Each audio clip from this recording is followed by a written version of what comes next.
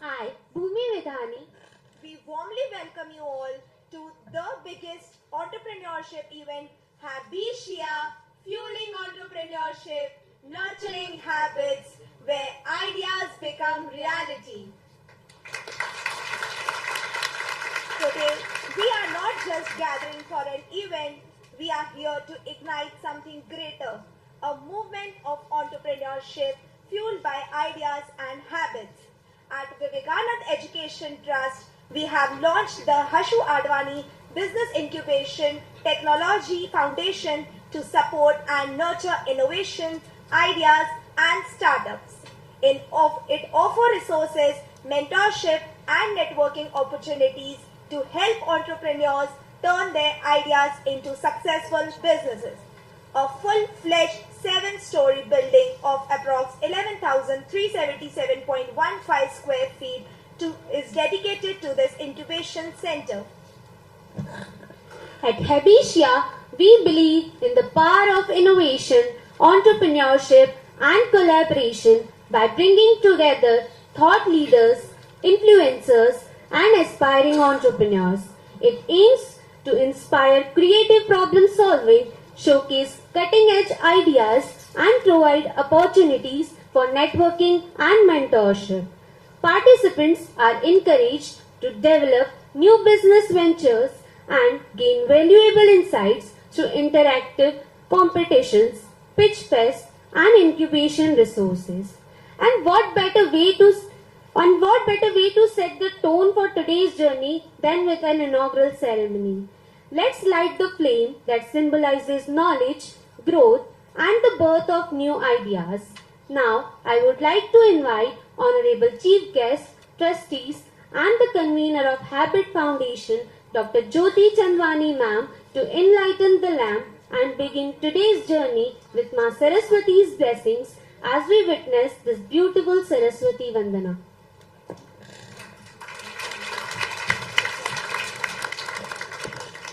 I also invite Mr. Amit Rambia sir to enlighten the lamp.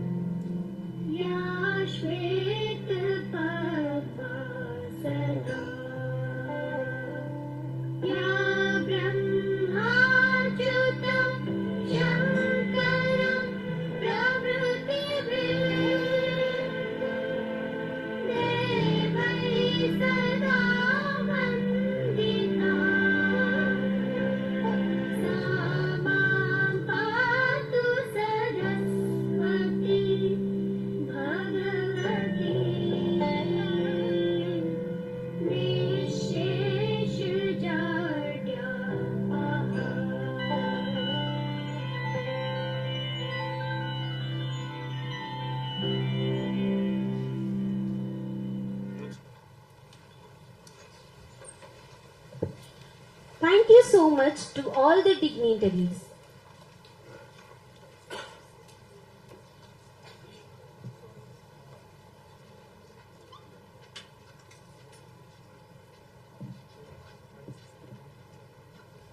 I would like to request all the dignitaries to take their respective seats.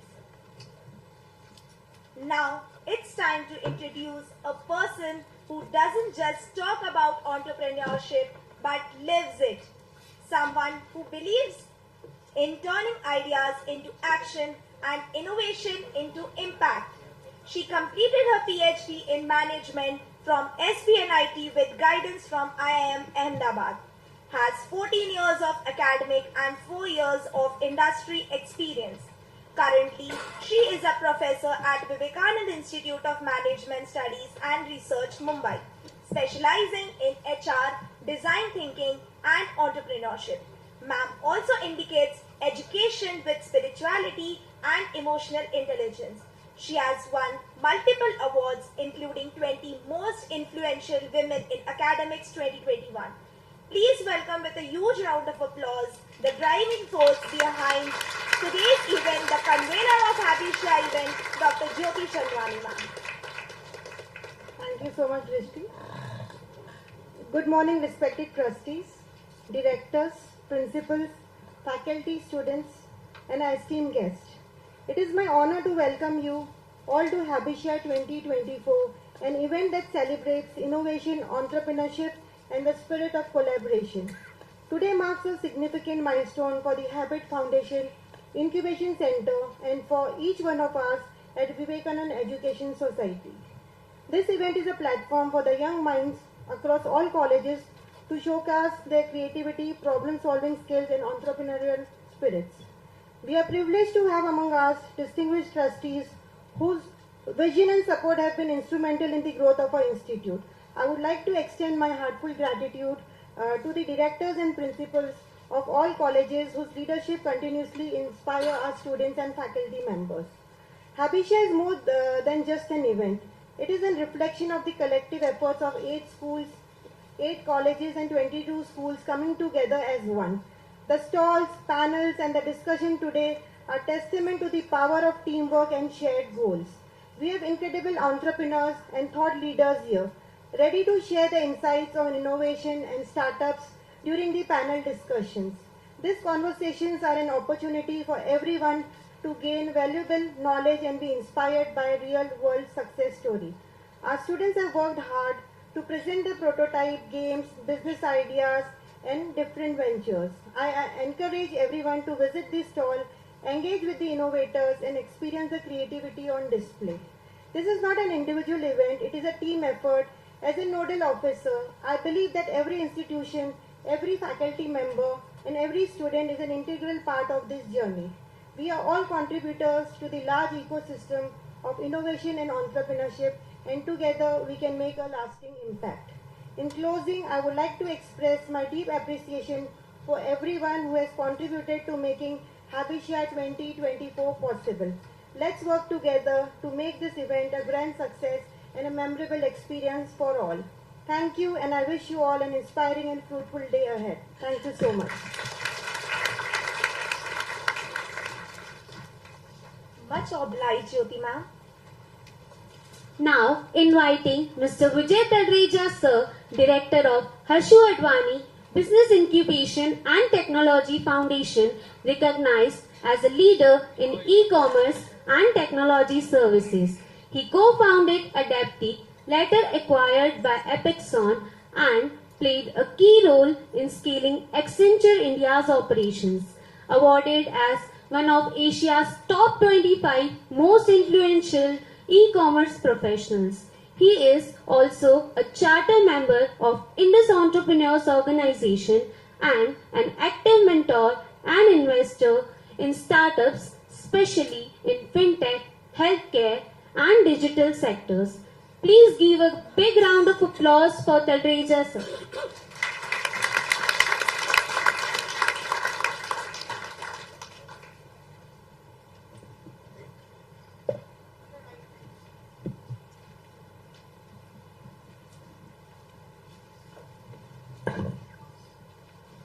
Okay, I'm just in time, I think, right? Our chief guest, Abhijit Kumar, had some problems with parking in the campus.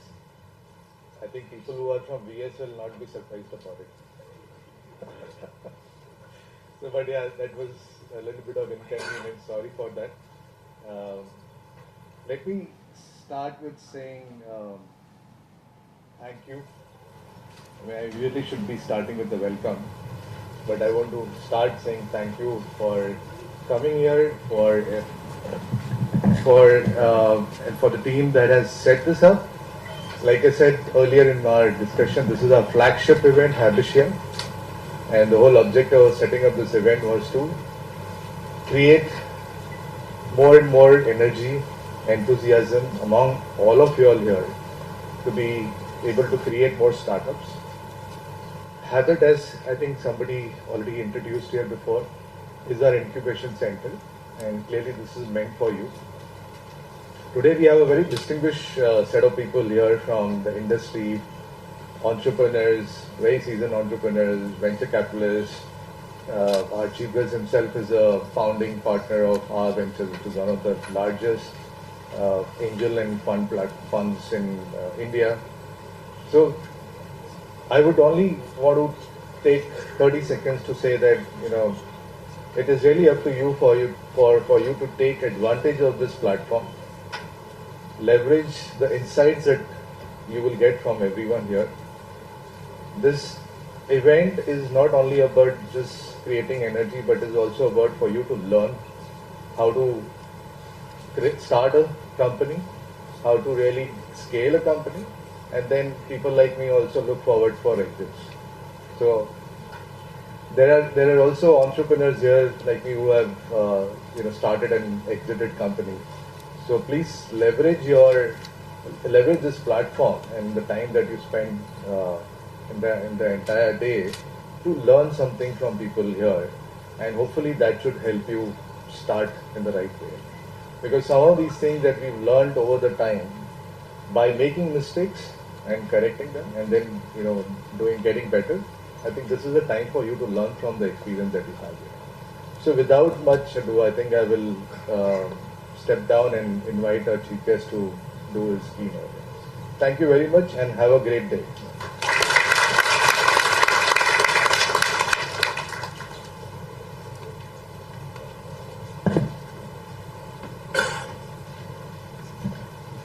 Thank you so much, sir, for sharing your valuable insights with us. Now we would like to welcome a remarkable leader and our esteemed trustee, Ms. Sangeeta Sahani ma'am, a marketing postgraduate from Jamnalal Bajaj, is a self-made entrepreneur who now runs a culinary institute and is involved in construction, restaurant and banquet services. She is a trustee of several educational and charitable organizations. She also serves on the managing committee of Vivekanand Education Society and is active in groups like Rotary Club, Bharatiya Sindhu Sabha, etc. Now I would like to call her on stage with a huge round of applause.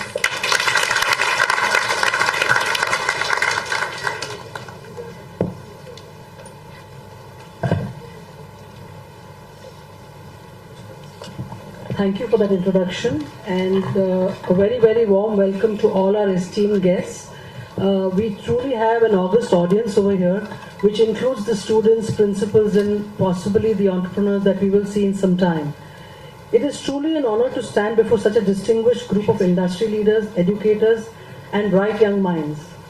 We at Habit realize that there will be immense potential that will come from bringing together diverse minds, students, entrepreneurs, professors, and industry experts all under one roof.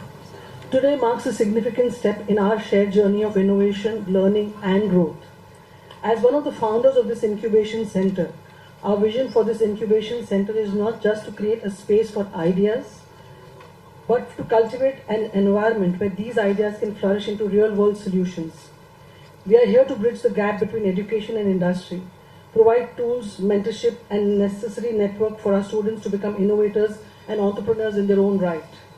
Innovation thrives where curiosity meets opportunity, and Habit will be designed to be that meeting place. Let us use this platform not just to discuss what is, but what to dream about and what could be.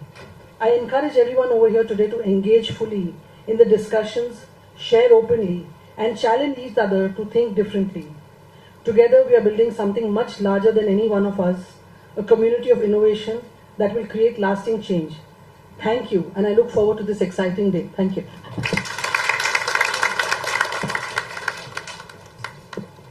Thank you so much, ma'am, for your profound words. Now, we are honored to invite a person who possesses expertise in corporate governance, finance, and legal affairs, is a qualified company secretary and an LLB holder. She has been overseeing finance, audit, and accounts at Vivekanand Education Society for the past 2 years, ensuring financial integrity and compliance.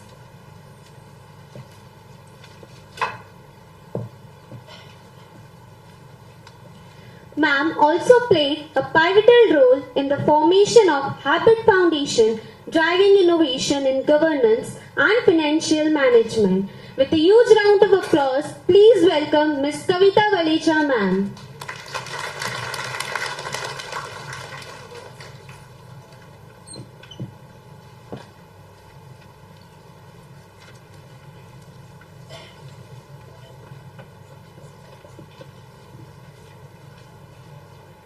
Good morning everyone and a very warm welcome.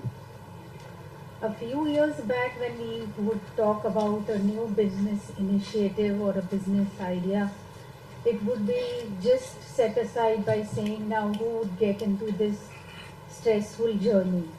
But today's time we have a conducive environment for startups with platform like Habit Incubation where your ideas don't just remain a thought but it can be made happen. So don't let your ideas remain a thought, make it happen at Habit. We are here to support you. Thank you.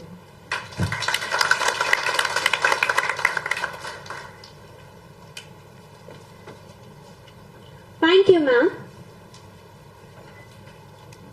Moving forward to this event, let's welcome our honorable chief guest, Mr. Abhijit Kumar Sir, a co-founding partner at our Ventures and an IIT Bombay alumnus.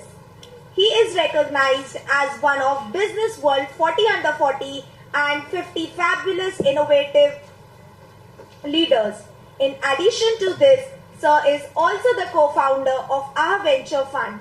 He has also served as ex-faculty at PMSBE institution and is also an active angel investor. With a huge round of applause, please welcome Sir on stage.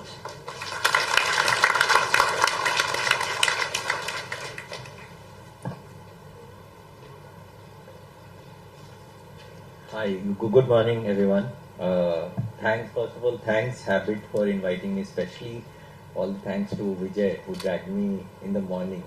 I especially don't step out Powai in the morning because my daughter studies, so I have to be parked in the Powai.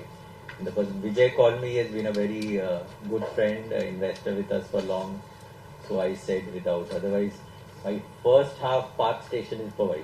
I don't step out. Whoever has to meet has to come to Powai. For Vijay, I'm here, and especially obviously great efforts by the incubation center. He also told me, give me a title speech. I said, I am not an entrepreneur, unicorn founder. I am an investor on the other side of the, I can't inspire so much, but I'll give some tips or, I had a tech company before, after I graduated from IIT, ran it for a few years, exited, jumped into the other side of the table investing game full time. About myself quickly, what can excite future entrepreneurs, students who are looking to raise funds or who are looking to build great businesses. I have a fund which is 150 crore fund, SEBI registered. Then a platform, combined both, we have invested in about 300 investments, close to 150 startups, 450 crore portfolio. Personally, I also invest, but now only through the fund. Personally, I am invested in about close to 40. So, yeah, as far as entrepreneurship is concerned, when I graduated from IIT 03, it was nowhere existent, right? Because all from IIT, especially Bombay, where Sion, held the torch of building the first entrepreneurship cell in India, right? Sion was very famous. So when I got into IIT in 99, we were sweeping. We finally managed to get a room for, entrepreneurship cell in IIT Bombay in 99. So after so much of hassle, they gave us a room.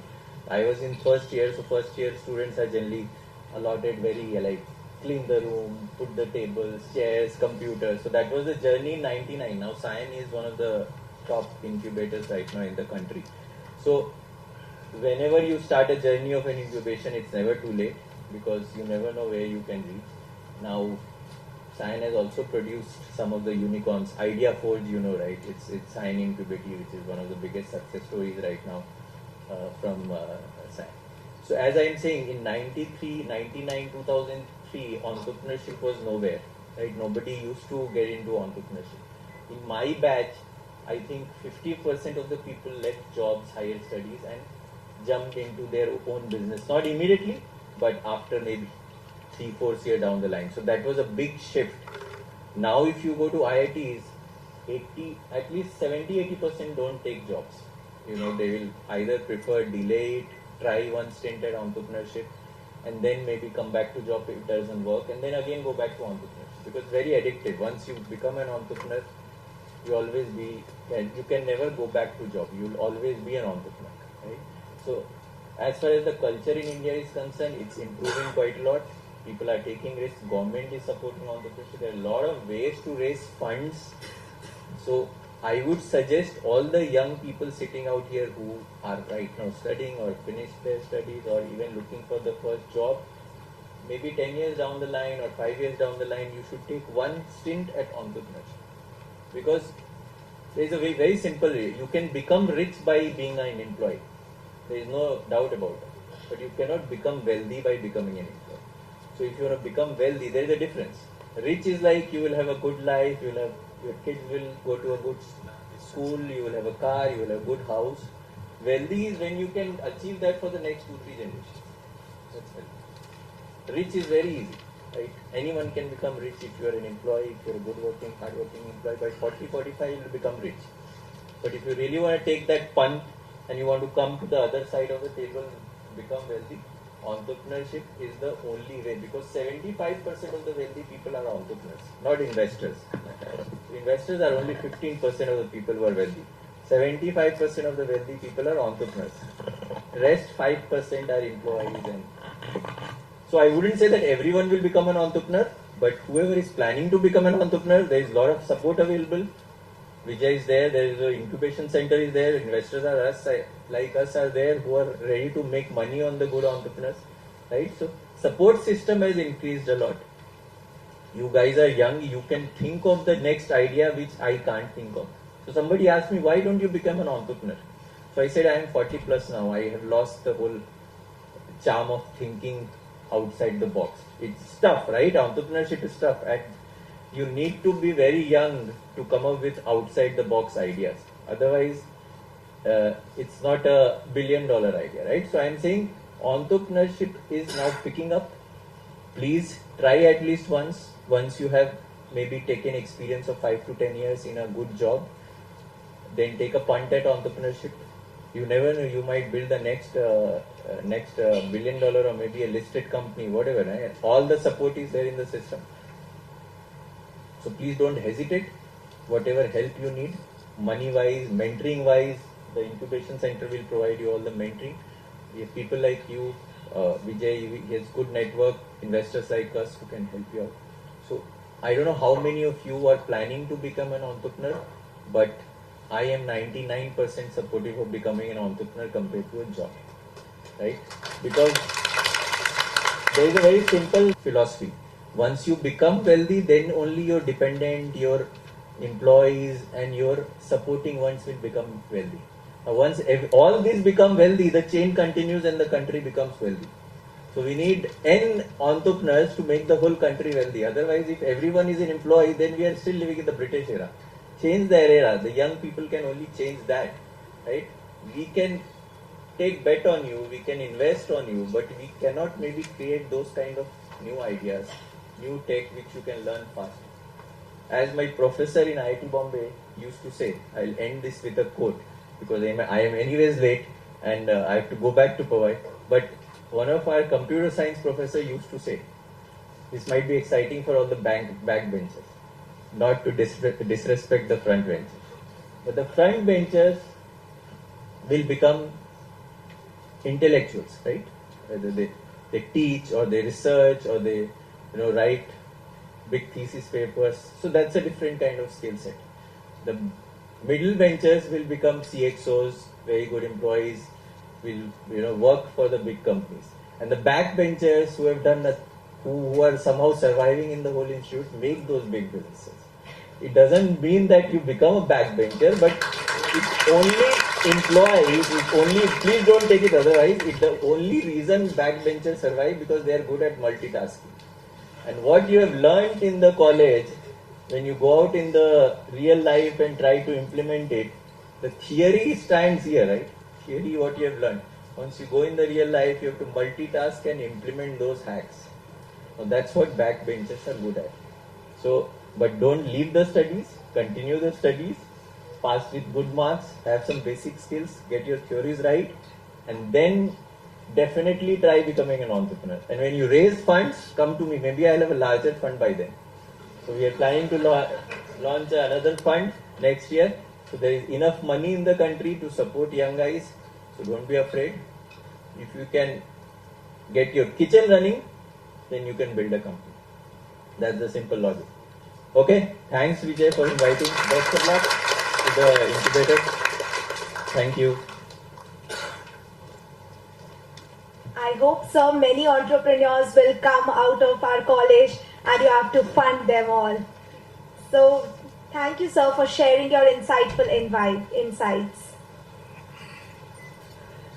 To conclude with this session, we would also like to acknowledge the presence of our scholarly chief guest with a token of gratitude. I request Ms. Sangeeta Sahani ma'am to offer memento to Mr. Abhijit Kumar sir.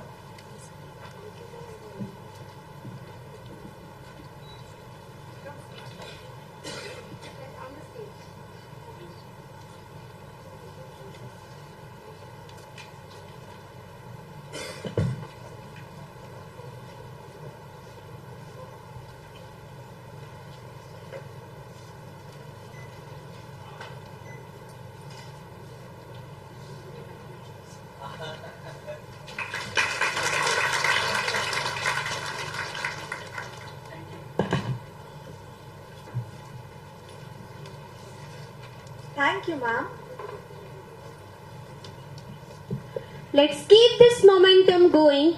We have a packed day ahead filled with learning, networking, and maybe even the spark that starts the next big idea.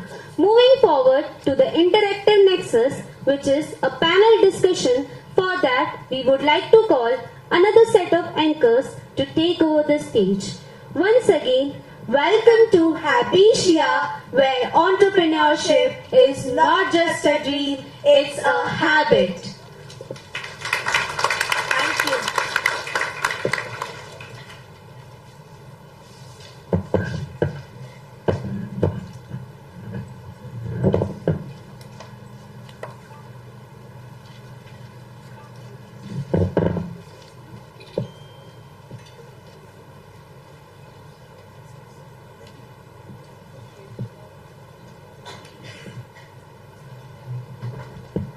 Thank you, Trustee and Bhumi, for that insightful commencement. Now, as we move forward, it's time for one of the most exciting segments of today's program, the panel discussion. But let us first introduce ourselves. I, Twinkle Jeevitramani, And I, Nancy Chawla, we are thrilled to guide you through the segment of this event. To start with, we have an exciting panel discussion on the topic Venture Circle, Funding the Future. This session will dive into the world of startups, venture capital, and the key challenges and opportunities that entrepreneurs face when secure funding. Our esteemed panelists will share valuable insights into navigating the dynamic venture ecosystem, which is moderated by Vijay Talreja sir, the co-founder of HABITia with over 20 years of experience in driving growth for business across the globe. Talreja's insights are sure to provide an engaging and valuable discussion. let us now welcome with a huge round of applause the moderator, Mr. Vijay Talreja sir, on the dais. I request sir to please grab the seat over the dais. also, we are honored to have an exceptional panel of experts for this discussion. Let me introduce them. They are CA Praful Rai Sir, Abhijit Kumar Sir, CA Jignesh Kenya Sir, Abhijit Patil Sir. Let us welcome them with a huge round of applause. I request all the panel members and the moderator to grab their seats over the dais.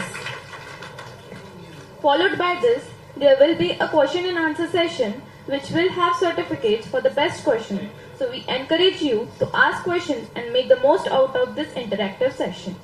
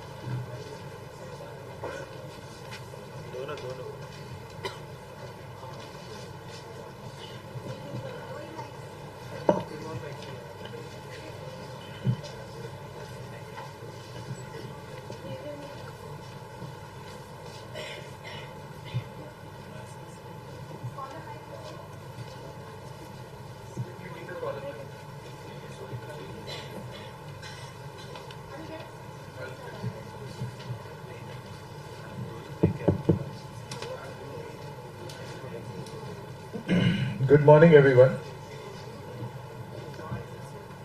I hope the energy is still there in the room. Okay, thank you. So, yeah, I think you rightly introduced, we've got an esteemed panel of investors here.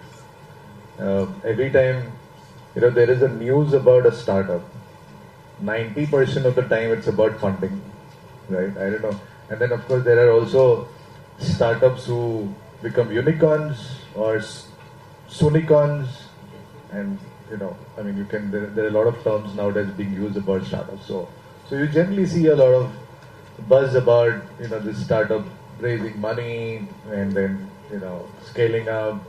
Some of them go through exits, some of them go through different ups and downs in their life.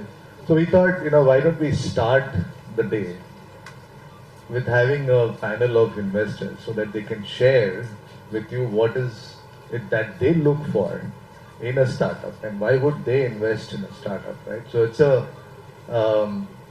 it's a great opportunity for all of you all to learn from this panel, and feel free to ask questions. I'll try my best to moderate. I'll try my best to ask sensible questions so that I can stir some of the minds here, some intelligent questions coming up and answers coming up. So, but feel free to ask any questions.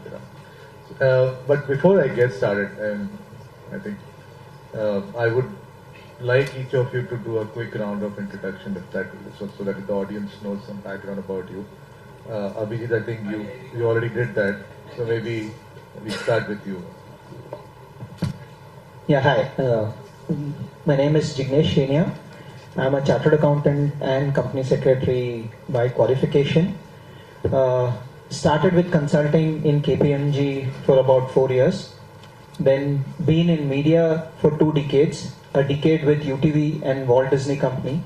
Been through the entire journey of UTV, right from pre-IPO to sale to Disney, where I was the CFO for the broadcast business of UTV. Then the second decade was with Times Network, where I looked after corporate strategy, business development, technology, channel operations, and pricing on there. Last 8 years I have been active in the startup ecosystem. When I launched the digital business for the TV channels of Times Group, we used to run Times Now, ET Now, Movies Now, Romedy Now, Mirror Now, these TV channels. And that's when I ventured into the startup ecosystem, which then became a passion. So weekday was media and weekend was startups. So over this 8 years, have invested in about 104 startups now. Last 1 year, I have started Signal Ventures, which is an investment syndicate. About 250 CXOs we have who come together and invest in startups. as Abhijit mentioned, I think one important piece, everyone should experience entrepreneurship at least once. I think that's a great thing. All the best. Hi, I'm Praful Rai. I'm a chartered accountant. I think I'm introducing myself as a chartered accountant after maybe 10 years because nobody asked me. So I have worked, as you can see, I have worked for a hedge fund, a private equity fund. I'm still a partner of one of the private equity funds. Since 2014, I have resigned from the corporate world, managing my own money, and then whatever responsibility I have to conduct as a partner, passive partner of a fund, I'm doing. Some of the names you can see, one of the names you are seeing there is Enam. Not many people in this room may be aware, but Infosys was a startup when Enam invested in them. And when Infosys was listed in 2000, you had Enam owning more shares of Infosys than Nandan Nilekani, Narayan Murthy and all these guys put together. But they were very passive, very quiet, not known. They still behave that way. So that's actually the startup culture. If you think of it, these are the guys who have started the investing culture. Before you're talking to startup now, but somebody has to start the investing culture. So these are the pioneers of that. That house still exists, and I would not be surprised. That's the largest investment house in the country at the proprietary level. It's very, very large, bigger than a lot of mutual funds we talk of. I think you guys, they also are investing a lot in startups is what I have got to know. In case you guys want, you can figure a way of reaching out to them. It's difficult, but it's there. If you need large capital, like what you're talking, that's the place to reach out to. And what I do on a day in, day out basis, I evaluate growth companies, like Amitji's companies. I'm an investor. And I'm seeking growth companies. I personally feel that startup requires, for a startup to get to a point where it can absorb some capital, it's a journey. I don't think I'm equipped to invest at a very early stage, but somewhere the company has proven its business and a concept and a model. Happy to evaluate. Thanks. Hello, good morning guys. Pleasure to invite here and all the best to Habit. So this is Abhijit Patil, one of the co-founders of Ajnalens. As Abhijit rightly said, entrepreneurship is something everybody should start from the student age, and same with me. I started 10 years ago in IIT Bombay, 2014 batch in that case. So yeah, I mean when I started from second year only, I started doing some of the other innovations. I built India's low-cost 3D printer. I built mandibular cancer treatment, or medical device for mandibular cancer treatment with the help of 3D scanning and 3D printing. I worked on multiple machineries. So manufacturing is my core, and that's what I wanted to build, something hardware product from India, because that's a taboo that India cannot build a good hardware product. So wanted to do something in that field. I didn't took a job. I started directly through after I graduated or post-graduated from my college. I also got the Student of the Year award, which IIT offers into technology field. I got 35 under 35 entrepreneur award recently.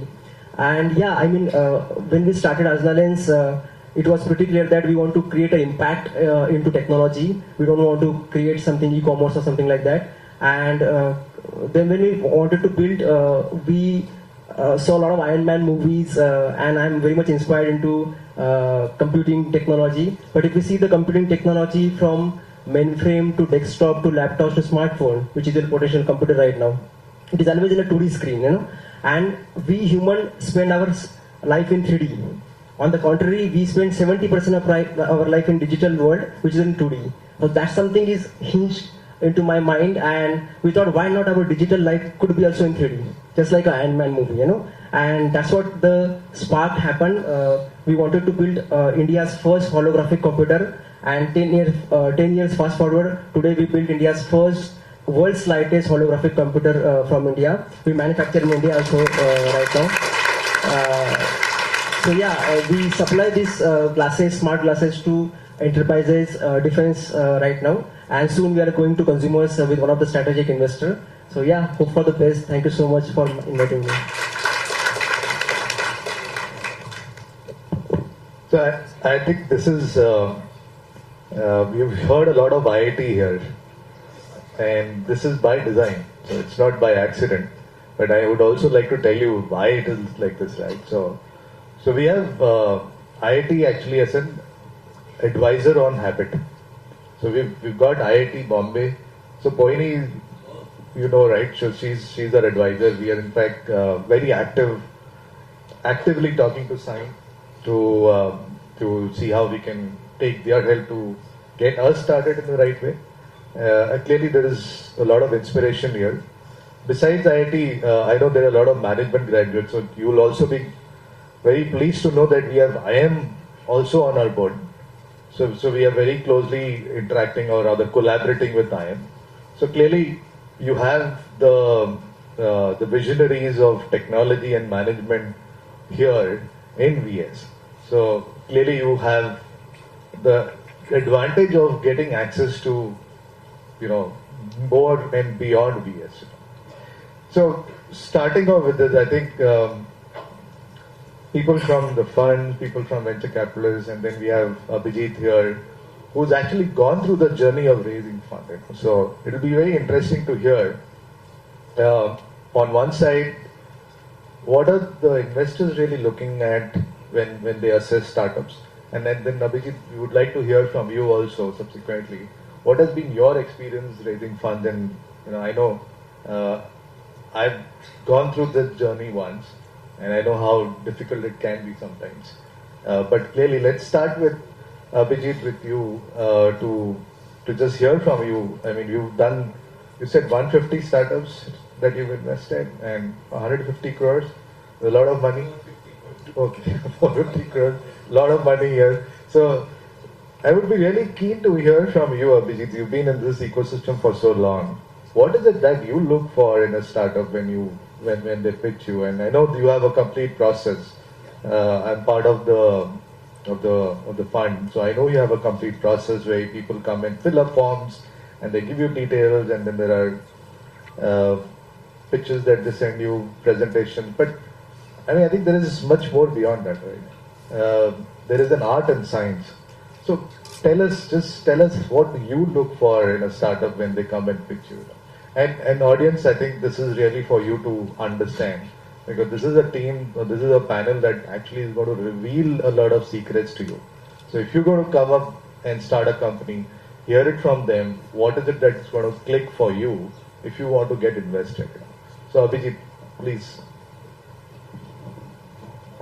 Thanks. I think Vijay and Jignesh both are invested with us. So I leave the angel investing part to Jignesh, because he's going to cover. I'll talk about more early stage fund part where startups want to raise funds. So the process, as Vijay said, is quite mechanized, right? We have very good systems in place, because we get about 600 to 700 inquiries every month from startups, founders who want to raise funds. And that can go even up to 1,000 a month. So the volume is huge. And finally, we end up funding about 60 to 80 in a year, both fund and platform combined. Half would be our portfolio company, half would be new companies. So obviously, you want to do a lot of follow-on investments in portfolio, because you want to support portfolio. That's why if you'll see, we have 150 startups we have invested in, but we have close to 250 investments, because we do a lot of follow-on in our portfolio companies. As far as the criteria and good kind of startups are concerned, right? For us, a good startup is where founders are very strong. So maybe 80% weightage in early stage is founder driven. Now we need to see the founder is capable enough to pivot when things are hard. The founders can survive, keep raising funds, or keep generating enough cash to survive, right? So founders are very important, and that comes, how do you evaluate founders, right? It's very easy to evaluate founders on the basis of their educational, professional qualification. So that definitely adds a lot of value in your resume. So if you've done good studies, if you have worked in a good company, if you have performed there, for an investor also it adds a lot of brownie points, right? Because for us also, we want to reduce our risk. Even in high risk, we want to reduce our risk, right? Because so that our exits are more. So founder is 80%, then 10-15% comes the business idea. Because if founders are strong, they will figure out, pivot and work on your business idea. And then last, I think, very least important is your market size. But the product and founders are two very important factors which we look at. we do early stage, so we can, with platform and fund combined, we can go up to 1.5 million also, 1.5 2 million. I don't know how I missed his company, but we are heavily invested in all the very hardcore product companies. Some of the companies are doing very good work. For example, Staria Mobility, which is building petrol to EV engines. We are invested in hardcore mechanical software startups also, because they give us guaranteed and much higher returns compared to tech. Tech is visible. You will see a lot of buzz about tech, but for these hardcore product companies, they guarantee much better exit. So, not to be biased, but because IIT Bombay startups approach us a lot, so in my portfolio there are a lot of IIT Bombay, other IIT IIM, but I am sure we have 60% non-IIT, non-IIM startups also. So, if you build a very good product, if you have a strong team, come to me, I'll write a check, because at the end we are the ones who want to make money on you. If you are a good entrepreneur, you will find money. That's very easy. I have a tough job. I have to find good entrepreneur out of those 10,000 in a year. But if you are good, they see you 5 people right here. You just go. Somebody will write a check. Thanks. So I think a lot of aspects go when you look at a startup. Definitely, Abhijay touched upon the most important is the founding team on there. So what do we look in a founding team? Any of you who are willing to start, who want to start, how would investors look at? Basically, 2 E's is your experience and expertise. I mean, when you are solving a particular problem, when you are running a particular business, is it, what is, why should we fund you? What is your experience in that particular area? He spoke about Staria Mobility, which is into building, EV engines on there. So what have they done in the past? What is their educational background in that? Have they studied about it? Then have they actually practiced that? Have they experienced that field? And what is their expertise to build that product or build those services? So that is one. Then when you look at the founding team, you look at whether it's a single founder or it's a, 2 or 3, 4 founders. That's where you look at the complementary skills of the founders, because it's not just about tech or about finance or about fundraise or about investors or about marketing. It's all coming together to make a successful startup. So, when you look at the founding team, because suppose D2C company, marketing is very important. It's all about customer acquisition. CAC becomes very important, which is customer acquisition cost. So there needs to be one founder who's very strong at marketing when you look at D2C companies. When you look at a hardcore tech company, then you look at who's the tech brain behind this. Will he be able to build that business? What is his background in building that tech on there? Then who will be the face of the company? Who will be the CEO? So we look at how the responsibilities are divided between the founders on there. So this is when you look at the founder particularly. Then when you look at the product or service, one thing which you will hear more about is what is the moat? What is the differentiating factor? What is the USP? Because when there are so many products, so many offerings in the market, why should I invest in your product on that? So we look at what is the USP, what is the moat on there. How differently are you making the product, or how differently are you selling the product on there? That becomes very important. Third is, as Abhijit said, finally it's to make returns on this. So how big is the problem? How big is the, how efficient is the solution? So then comes the, target audience, TAM, SAM, SOM, you'll all listen in this when you pitch. So that, what is the market size? What is the sub-market size which you are servicing on there? Then what is the target audience? So then there are a lot of factors, but largely founding team, then the moat and the scale of your product or services. I'd like to add. I think there's a disconnect. I am not that early stage investor. So what I do, I'll tell you. Early stage requires a different skill set where these guys have. I personally believe it's a very tough job to create a business. To get to a critical size, it's really tough. But once a business gets established, the challenges don't go down. once the business starts growing, also the challenges are still there. We can eliminate some of them by providing capital.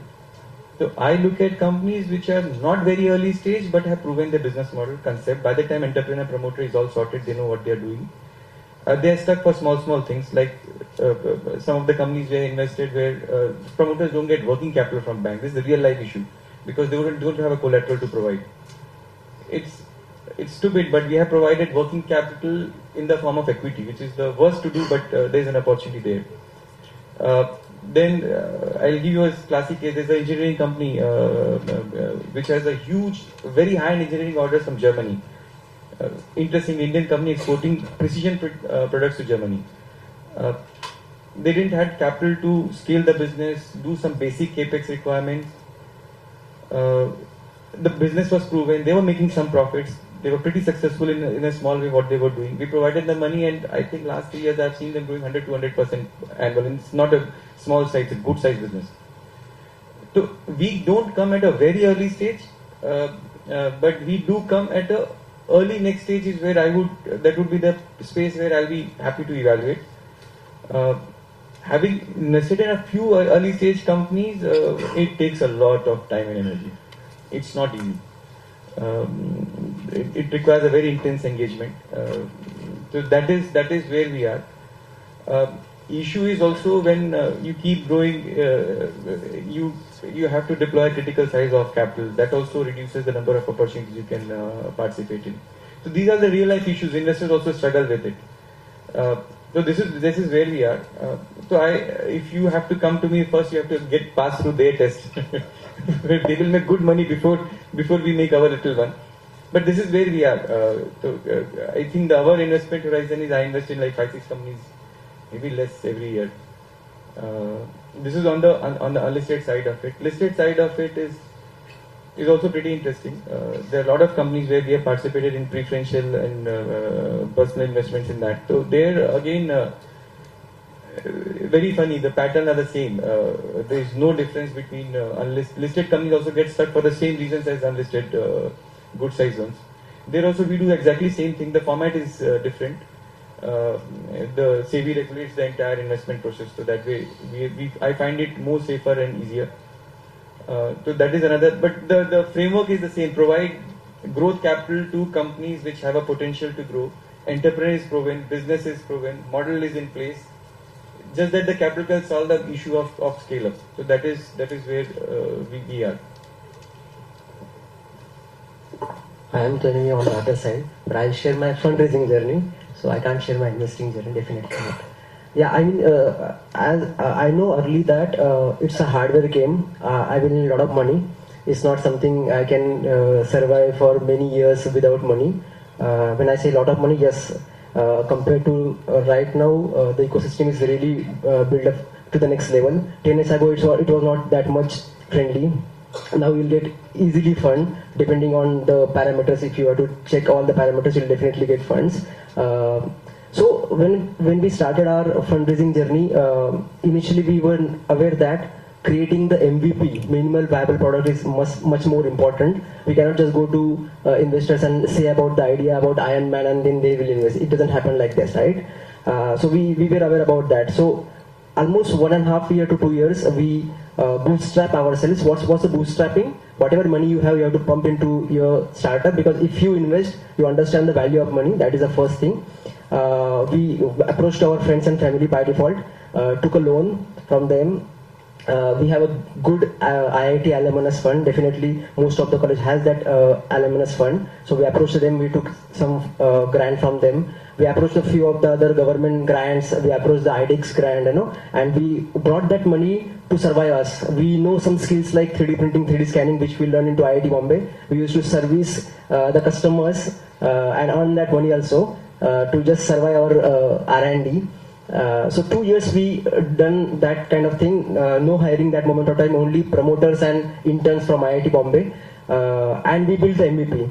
Though it is not up to the mark, definitely not. But we could able to excite investors. Definitely we knocked 30 plus doors to get the first check. And a lot of learnings which we got from that 30 no's. In every no there is a 1% to 10% yes. If you can sense that, if you can add into your pitch, into your product, you will definitely get the next funding, you know. So the 31st investor, they really liked us. They like the people, as he rightly said. First they saw the team and then the product, you know. So they really like the team, they really like the product, they really like the vision which we are moving towards. Though it's a futuristic that moment of time, there is no business sense that moment of time, and they bet on us. And then we also that moment of time when we are so people say beggars are not choosers, but that time also we are choosers. We also wanted to go to marquee investors. We onboarded Vijay Shekhar Sharma from Paytm founder. We onboarded Khimji Ramdas Group, which is the biggest group in Dubai and Oman. We onboarded Japan VES, who is one of the PE investors on a personal capacity. We onboarded Kajaria Ceramics, founder of Kajaria Ceramics. So that's what we know, these kind of marquee investors, because of them we got a lot of connections. That's very important. You just can't, money is very easy to get, but you need connections also to go to the next level. And we raised around 5 CR at the first round, and then we started our hardware journey to the next phase. We hired some people, good people, and took the product to the next level. It took us almost 6 years to build the final product out of India. 36 patents we filed during these 6 years. We are in a complete stealth mode, and these 6 years, as in that room, everybody is saying that selling is most important aspect of any entrepreneur. Wherever you are, if you are a corporate employee, if you are an entrepreneur, selling is must. So we understand how to sell the product, how to sell the idea. And during these 6 years, we raised around 50 CR rupees into multiple round of funding. Definitely we went to angel funds, angels, HNIs, small micro VCs, Maharashtra government fund, because they are into defense and aerospace venture fund, and that's what we raised that money. And we also need some kind of investors who allow us to work in a stealth mode for a few years, so that when we launch the product, then the commercialization will happen. You don't want the investor who will ask us where is the revenue at the early stage, So we very cautiously we choose those kind of investors. After 2021, we launched our product just after Corona, because Corona wouldn't allow us to launch our product. And from the first year only, enterprises bought it very heavily. Every year we are doing annual revenue of 20-25 crore rupees from last 4 years. And now raising funds is not a big deal, because we already tick mark few aspects: team, product market fit, and business strategy. So if you can tick mark this step by step, funding is not a big deal, I'll say, at this great support of these guys, Thank you.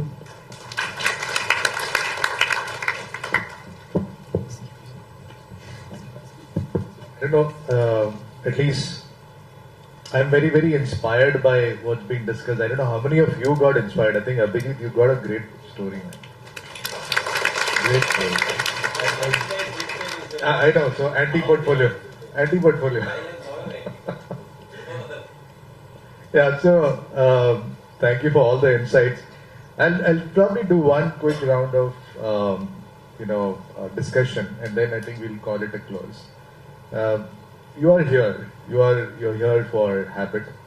Abhijit, I know you're also here for me, but you're here for Habit, and I would like to hear from you your expectations from Habit, and also how Habit can be instrumental in bringing and grooming startups that you would like to invest. So, Abhijit, you want to start by talking about it? First of all, I keep missing all these good startups, and I keep regretting. So Idea Forge also we missed. Idea Forge, when they came in 2013. So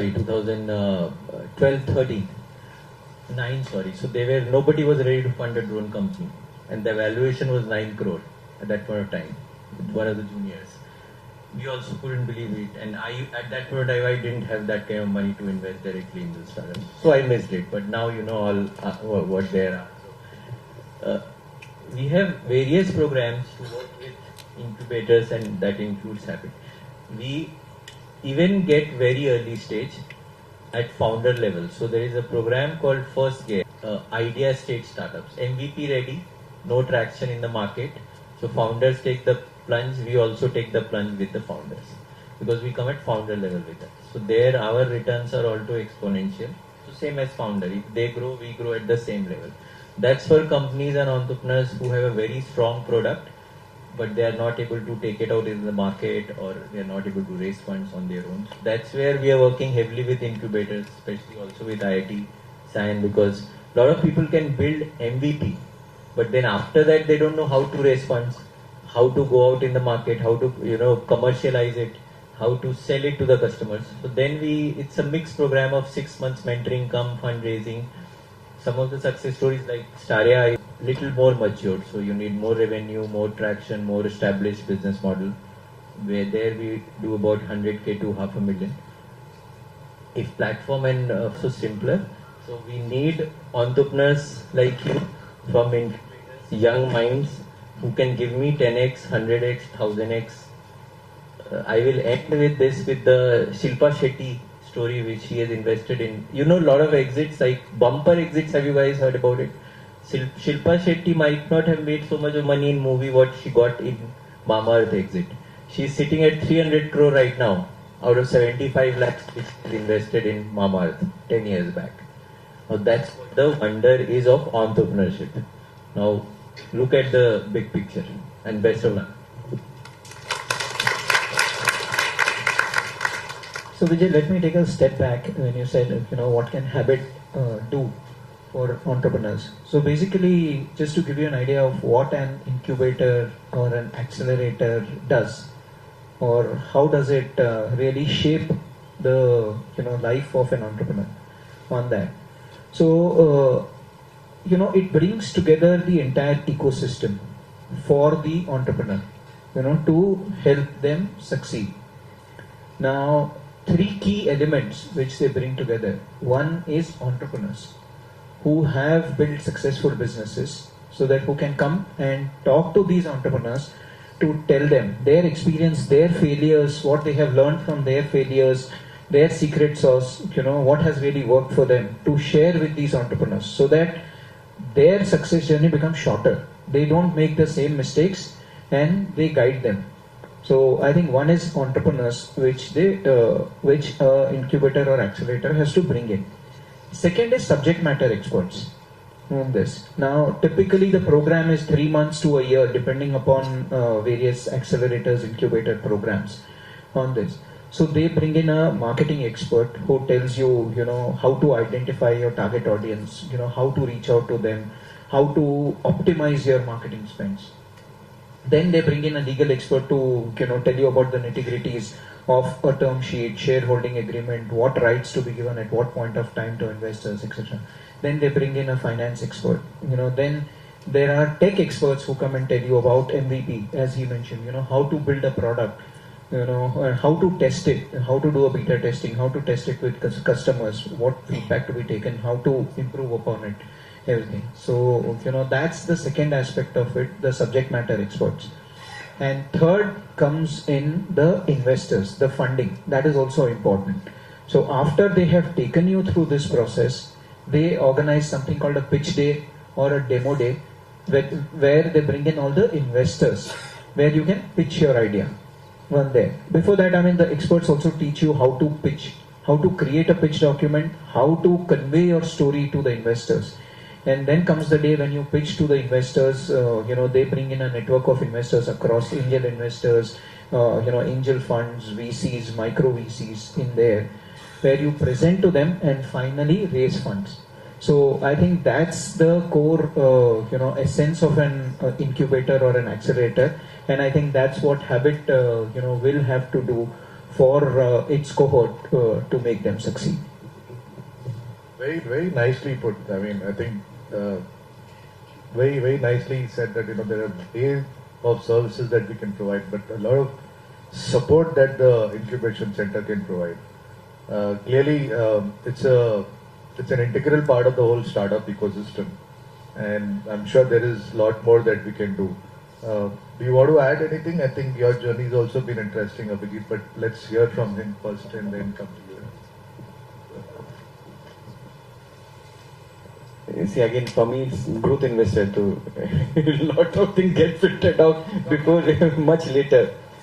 But one thing I have seen in a lot of these startup people who come after even a certain level is lack of financial thinking, massive lack. They don't understand lot. I'll give you a very simple example, just to give you a sense of how a businessman should think about. There is a company called Mothers and Sumi. It's a very large group now. I was a banker in 2002-3. So my ex company had 15% stake in that entity. The value of that company was 70 crores. The rule was very simple. Whenever you put incremental capital, be sure it should be at least 25% ROC. Simple rule and embedded in the company. The value of that vehicle, the total combined value of Motherson was some 70 crores or something. Every institution refused it. Nobody was willing to buy that. But they kept following the 25% ROC rule for 20 years. The 70 crore, and even when I had evaluated the company, my ex-bosses had invested in that company 10 years before that, at maybe a crore valuation, a crore and a half. Today when we are talking the value of that entity, by following that simple rule of 25% ROC is 1,20,000 crores. Think of the value creation which can happen by following very simple financial models. Just follow the basic rules of return on capital invested. Whenever you're putting efforts, they have bought some 50-100 companies world over. The objective was in 3 years of their buying that business, it has to generate 25% ROC basis their expertise will bring on table plus what they get on that. Just a framework of thinking on the financial side, I think I'm sensing that this ecosystem lacks in a very major way. When you are incubating, as an incubator, this has to be built in very deep. That you have to think of returns, you have to think of the matrix of finance, because it's very exciting to think of a great product, great idea, great entrepreneur, all that is good. But what can take you long is all these things. But what can take you really far is a basic thinking like this. And it can be a very simple business like a wiring harness. We are not talking technology, we are talking wiring harness. But the company which does 25% ROC, makes simple wiring harness, is now making wiring harness for every damn company in the country, in the world. From BMW to Mercedes to Porsche, this is the first port of call. So I'm just saying this is something which I have seen lacking, and I somehow feel like as an incubator, this should be taught at a very early stage. Okay, you are raising money now, you are at a growth stage, you keep needing money at points in time, but at some point you have to achieve that, and the journey actually starts from there. Well said. I think the financial discipline and the fiscal discipline is so important. I've come across entrepreneurs who sometimes don't even understand how to read a balance sheet. Very unfortunately though, but and it's not really unheard of. Right? Abhijit, you want to share your view on this? Yeah, I mean, incubation is one of the biggest aspects into entrepreneur's journey. I wish every budding entrepreneur has to align with their startup into one or the other, incubation. Of course, Habit is very near to you guys. So, see, it's equivalent to how it's like a parenting. How parents are for the kids from 0 to 5 years. It's like that. They will teach you all the angles of entrepreneurship. You cannot learn everything in day one, right? So that's what the expertise comes into picture. So when we are aligned with, or when we join our hand with BSC Zone Startup India, so we are sitting into Bombay Stock Exchange for first 1 or 2 years, I'll say. Every now and then some or the other experts comes into that Zone Startup India Incubation Center. They told us about, they explained about the legal activities, the CS, company secretarial activities, how to form the agreement, co-founders agreement, SHA agreements, business aspect of it. They, every now and then some or the other visitor who came to BSC visit, they bring us to the startup ecosystem also. So from Nita Ambani to all the CXOs of the world, they visit us. So that's how you got connected to a lot of people, and that's how your connections got increased. So please align to some or the other incubation. That's my humble request to all the budding entrepreneurs. And from the Habit perspective, I want this ecosystem has to build day by day to them, so that if they should not go here and there and to Googles of the world to understand what is the simple mathematics to start the entrepreneurship, because these are the aspects maybe tech people may not understand as much, and they cannot afford the high paid CS or legal firms. So that's how this help is very much important for the incubation. Few aspects I would like to touch when you are starting your own. When 10 years ago people are saying don't raise the fund if you don't need that fund, I mean sustain as much as you can, go to your friends and family, put your own savings, go for the grants. Definitely that is one of the aspect, but right now the technology, the solutions, the era is changing so fast that every month new product is coming day by day. I mean, you just choose any field. Elon Musk just launched 4 different aspects in the 1 week. It's not about only Elon Musk. There are many aspects. AI is moving so fast in every field. The technology is changing so fast that you will be saturated very soon. So your ideas won't long for so many days. So now 10 years down the line, you should raise funds fast, because once you raise funds fast, you will grow substantially. So don't hesitate to raise the funds. Of course, you will dilute a little bit more in the initial phase. The valuation is just a number, so you can, you should not focus on that. But growing faster is the key. That's one of the biggest aspect every entrepreneur should learn. And whenever you get fund, use that fund wisely. Don't just spend like anything, because you are not aware that you will get the next fund or not. So please use that money wisely, just like your own money.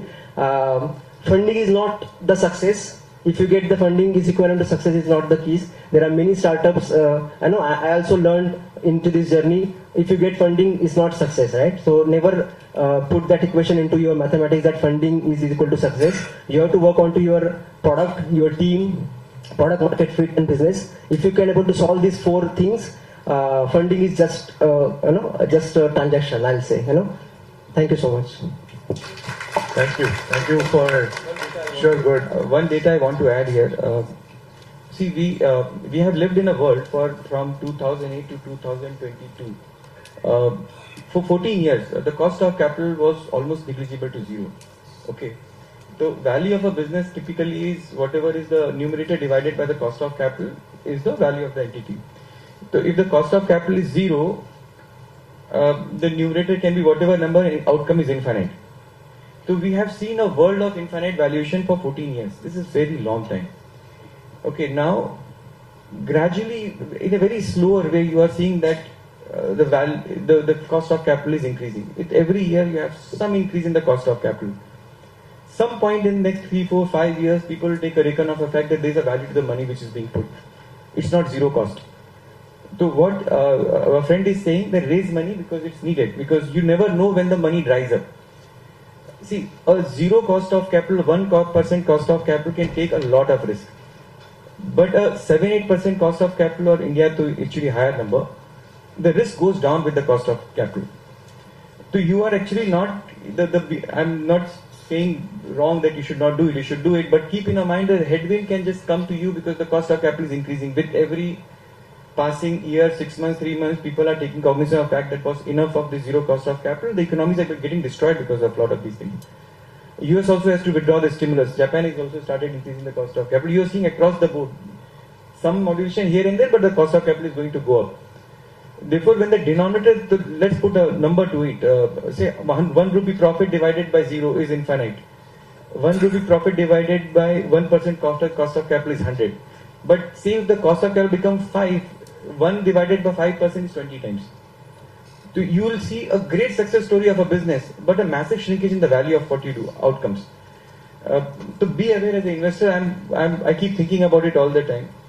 But as an entrepreneur, you should raise money when it's available, because I don't know if it's going to be that easy.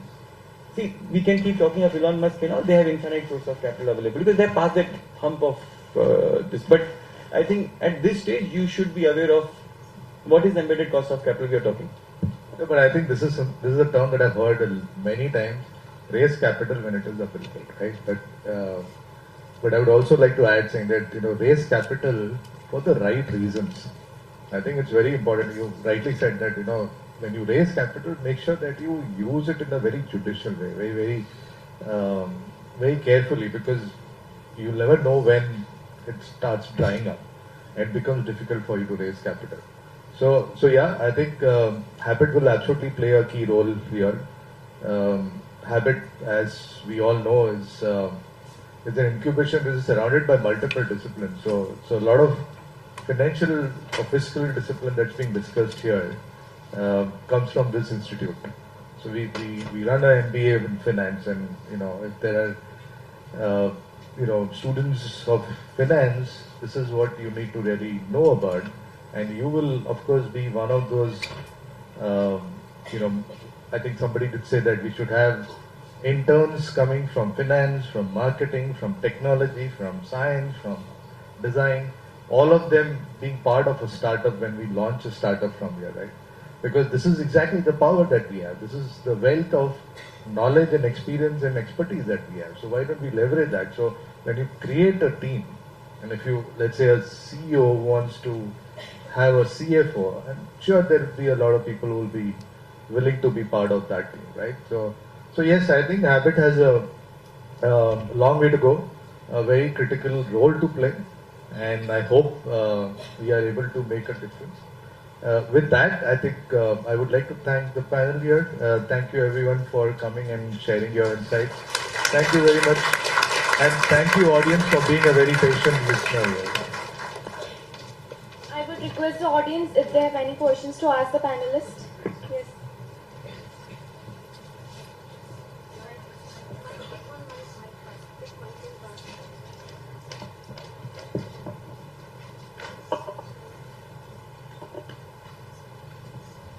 My question goes to maybe anybody, specifically Abhijit. I multiple times heard of like co-founders. It almost sounds mandatory, but I come across a lot of people who are willing to do it alone, including myself, honestly. So, what's your take on single founder, let's say somewhere? Co-founder is not necessary, but to run a house, when you become sick, who runs the house? True, agree. So it's very simple. Once you are running a startup, there are two very important aspects. One, to run a business, and to raise funds. If you're not raising fund, co-founder is not at all important. Even if you're raising fund, if you're Shraddha Sharma, like your story, there are many successful single founders who can do the magic. If you can work the magic, if you can work those hard hours, co-founder is not easy. But once you are into fundraising game, one founder has to be consistently in the fundraising game. Because investors are not easy. I am putting money on founders to make that 30%, 40% IRR. That means I have to double the money in 3 years. Right? It's a tough task for founders. That means one founder is dedicatedly working with investors. So who runs the business? Right? Second founder is running the business. Now second founder becomes sick. Who runs the fundraising? So that's why co-founders are little helpful. But if you think you can do it on your own, boss, as I said, a lot of Ironman success stories in startup world, boss. There are a lot of single founders who have done wonders. There is nothing against it. It's just for the help. That's it. Thank you. Yeah, I'll just add one point on that. What happens with us is when there is a single co-founder, our due diligence increases a bit. So we really want to make sure, because whenever it is single, then we say, okay, now let us further look at it. So we dwell deep into it to make sure, before we fund. Okay, I have a question. From one Abhijit to another. I know you're an investor. First to you.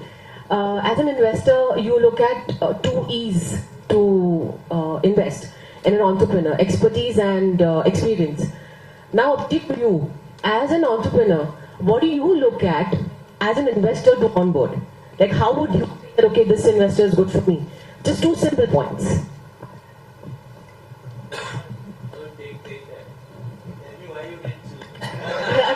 That's the question that came into my head.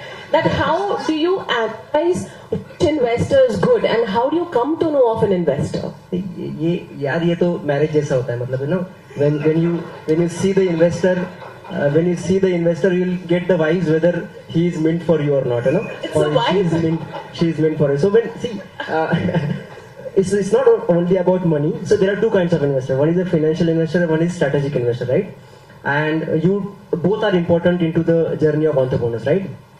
Again, if you are all the financial investors, they won't add value to you, only add money into your company, right? And that is also not good, right? I mean, you won't get any connections, strategic thoughts, and maybe a lot of things into that aspect.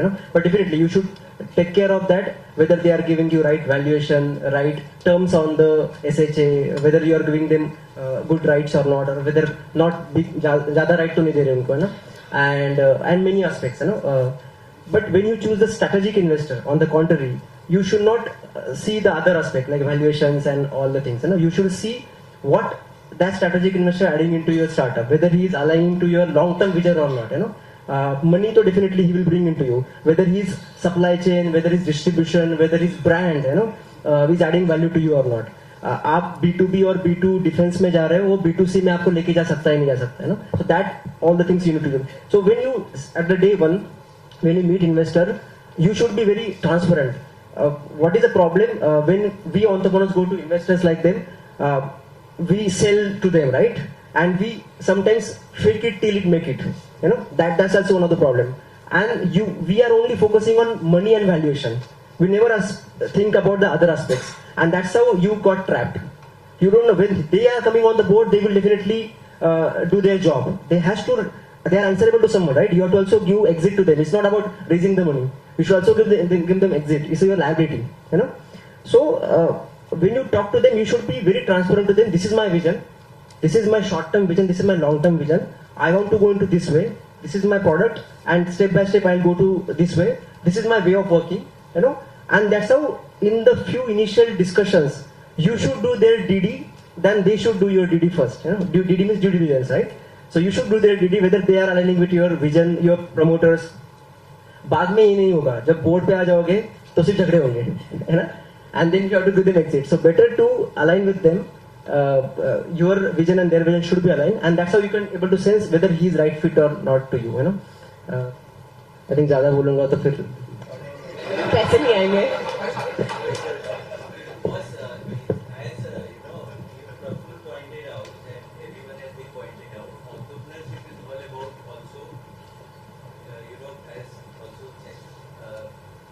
Work on it till you learn it, right? So if you don't know finances, rut low, right? MBA to ratte IIT मैंने my chemistry was very weak. How did I get into it?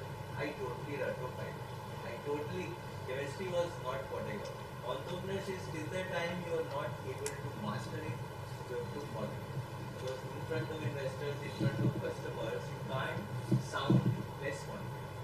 If you sound less confident in front of me, why would I invest on it? It doesn't make sense, right?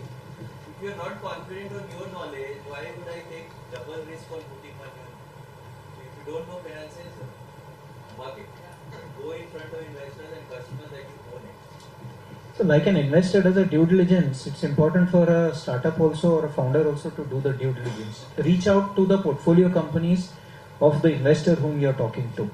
Talk to them how their experience has been. How long have they taken to fund? You know, how are they easy on that? How have they helped you in their journey?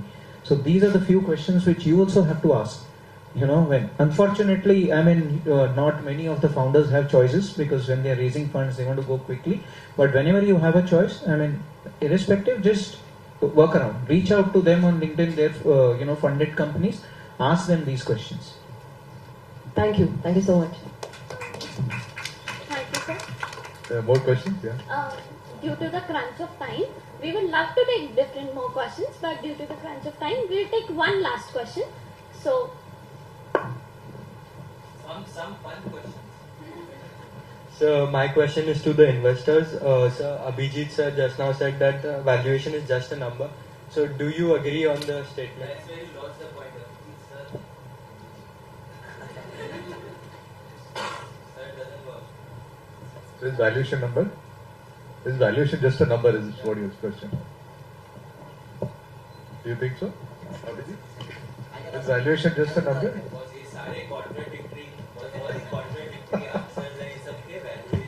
These are all very negotiable. As you go to buy something, you negotiate how smart the buyer is, how smart the seller is. You negotiate, right? So you come up with there is very technical, I'll tell you so that it adds value to you. If you are a running business, then it's on the basis of your P&L, balance sheet, cash flow management. Student, all of you should know it. If you don't know it, please go and study balance sheet, cash flow projection. If you are not a running business, then the easiest way to value a company is 3-year projections. And that's give some discount because you're a new founder. That's your valuation. It's a very technical. Let's come. No, but there are benchmarks. If you see across, no, either an edtech company or a D2C company, across there are benchmarks laid down. I mean, who has raised funding in the last round recently? Who has raised funding? What multiple? So broadly, there are, once you're running business, there are numbers established. So it will be largely around that. VCs won't, because they also have to put into their note, any investor, as to why they funded at what valuation, the peers were valued at what multiples, and why did they choose to give a higher multiple or a lower multiple. So, beyond a point, it's not just a number. There is a math to it, and then depends, I mean, if there are 5 investors following you, then there will be a premium. It also depends at the point of time. EdTech at one point of time, what valuation they got, it's not that today. So it also depends on the cycle of the economy where you are. So we have one more question. Sir, last question, sir. Sorry. Okay, go ahead. I come from a pharma background, which is not similar to tech or manufacture. It requires a very long and intricate process. It is very highly regulated. We can't directly show how our product does in the market unless it is very heavily approved by the agencies, FDAs and regulatory bodies. But for those kind of products, how does funding work actually? If I have some kind of gum or a parenteral which takes a long time for development, but it does require funds for development, for testing, how can we actually approach you and ask you? Because it is very short. Okay, this is our problem, this is our disease, this is our answer to your disease. But it takes a lot of time to get through those stages till clinical testing. So my question was regarding the funding for pharmaceutical products. So let me take this, and I'll tell you why I am going to answer this. I am also a founder of a company called Binox, which is into digital therapeutics for vision. Okay, it's a medtech product. Very similar conversation that you would have, that I am having with investors and with people that we are talking to. Clearly, I think you should look for an investor who's going to give you patient capital. Okay, not growth capital. So you should look at somebody who has patient capital. Someone who is, like we've been discussing, right? Choose your investor. Look for such investors who are willing to play the bet with you. But it doesn't mean that you have to start generating revenue from day one. So you have to go back to the investor, and when you are really pitching them, you might be at a very idea stage today. But you have to give them a roadmap. And that roadmap should have milestones that you will achieve. So today one of our milestones is to get an FDA. So we've started clinical trials. By maybe mid of next year we will be successful with an FDA. We've taken an FDA exception. We have a CE1. We're going for a CE2 and all that. But we're not talking about revenue growth here. We're not talking about IRR. We're talking about milestones that we will build and achieve on a product. So there is absolutely investors who can look at your vision, who will believe in what you're building, who will obviously want to invest, but you need to convince the investor on 2 aspects. One, whatever the product that you're building has clearly a market. Okay, if there is no market, nobody is going to really come. And there has to be a very clear differentiator, especially in pharmaceutical. I've been part of the healthcare ecosystem. I know a little bit of how these things happen. People here are more involved into this, but I've seen there are people who are coming at very, very early stage, but you have to prove that yes, you're creating something that is a clear differentiator as a market and has a huge potential, because everybody is looking for multiples here. Nobody is saying that, give me an IRR of 10%, 15%, 20%. Everybody looking at a 10x growth here, right? Or 10x exit. So if you are convinced that what you're building has that kind of potential, I think there is money for you. Am I right? What you should do in such a case is get a senior professional from that space as an advisor or an investor whom you know, so that he can become a bridge to explain it to other investors what the sector is all about. Because today if you would pitch to me, I would straight say no, because I don't understand that space. And hence when I look at the team and advisor slides, is where someone is there, then you can help him translate. And today now there are a lot of doctors, pharma specialists who are also investors. So you should reach out to them. Plus there are a lot of grants available. So you should start with those grants which are available. So those kind of funding opportunities first, reach a particular stage and then pitch it to open. Thank you, sir. Thank you, audience, for such mind-provoking questions. Thank you, panelists and moderators.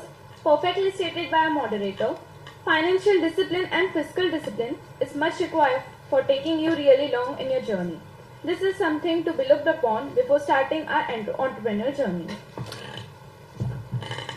To honor the panelists, we now invite Sangeeta Sahani ma'am and Kavita Valesha ma'am to present mementos to our panelist and moderator, Mr. Vijay Talreja.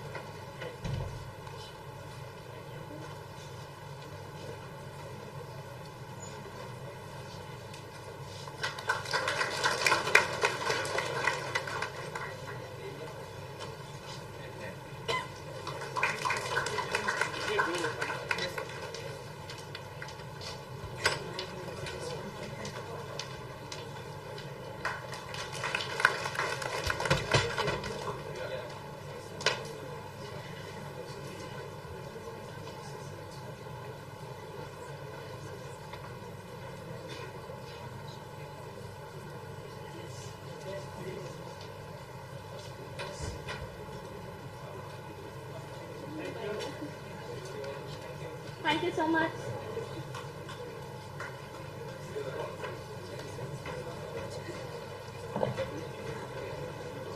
Before we move forward to another panel discussion, we invite you to explore the exciting stalls set up in VESIT Amphitheatre, second floor. Be sure to check out Visionary Walls for prototype, Innovators Bazaar for business showcases, Idea Arena for games, and indulge in the delicious offerings at Culinary Ventures on the ground floor. Don't miss out. Next, we have a panel discussion which will explore the topic Founders Forum, Unleashing the Power of Founders' Mind. This discussion will focus on the entrepreneurial journey, the challenges and opportunities faced by the founders, and how their vision and leadership shape the future of their businesses. We are excited to hear first-hand experiences from industry leaders. This panel discussion is moderated by Amit Rambia Sir, the founder and managing director of Panaki Digital Life. With over 25 years of experience in electronic manufacturing and product design, Amit Sir holds an MBA from IIM Indore and a bachelor's degree in computer science from the University of Mumbai. Under his visionary leadership, Panaki Digital Life. Please, audience, I request you to have your seats. We have another panel discussion. Yes.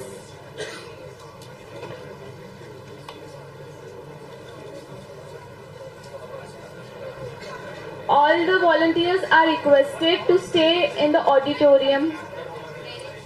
Volunteers, please. Volunteers are requested to stay in the auditorium for the next session.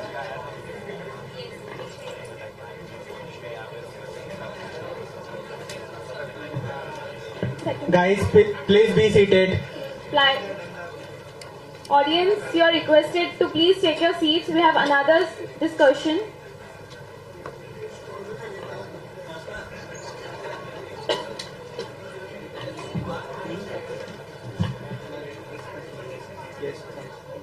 Next, we have a panel discussion which will explore the topic Founders Forum. Founder and Managing Director of Panaki DigiLife Limited. With over 25 years of experience in electronic manufacturing and product design, Amit Sir holds an MBA degree from IIM Indore and Bachelor's in Computer Science from University of Mumbai.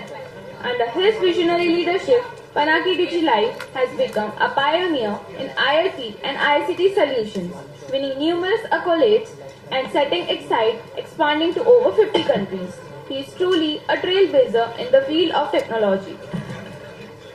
So, let us welcome Amit Randhia sir on stage with a round of applause.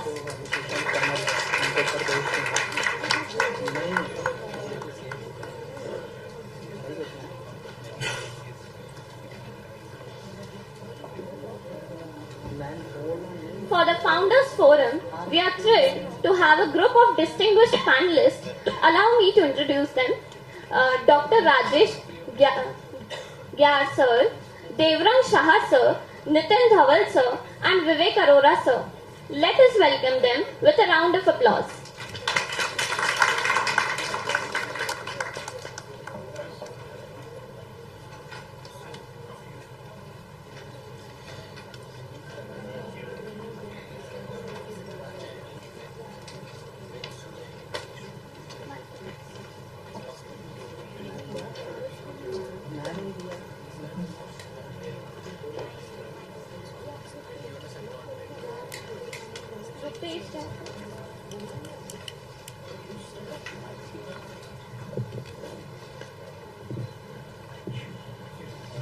Audience, please put a round of applause for our moderator and the panelists.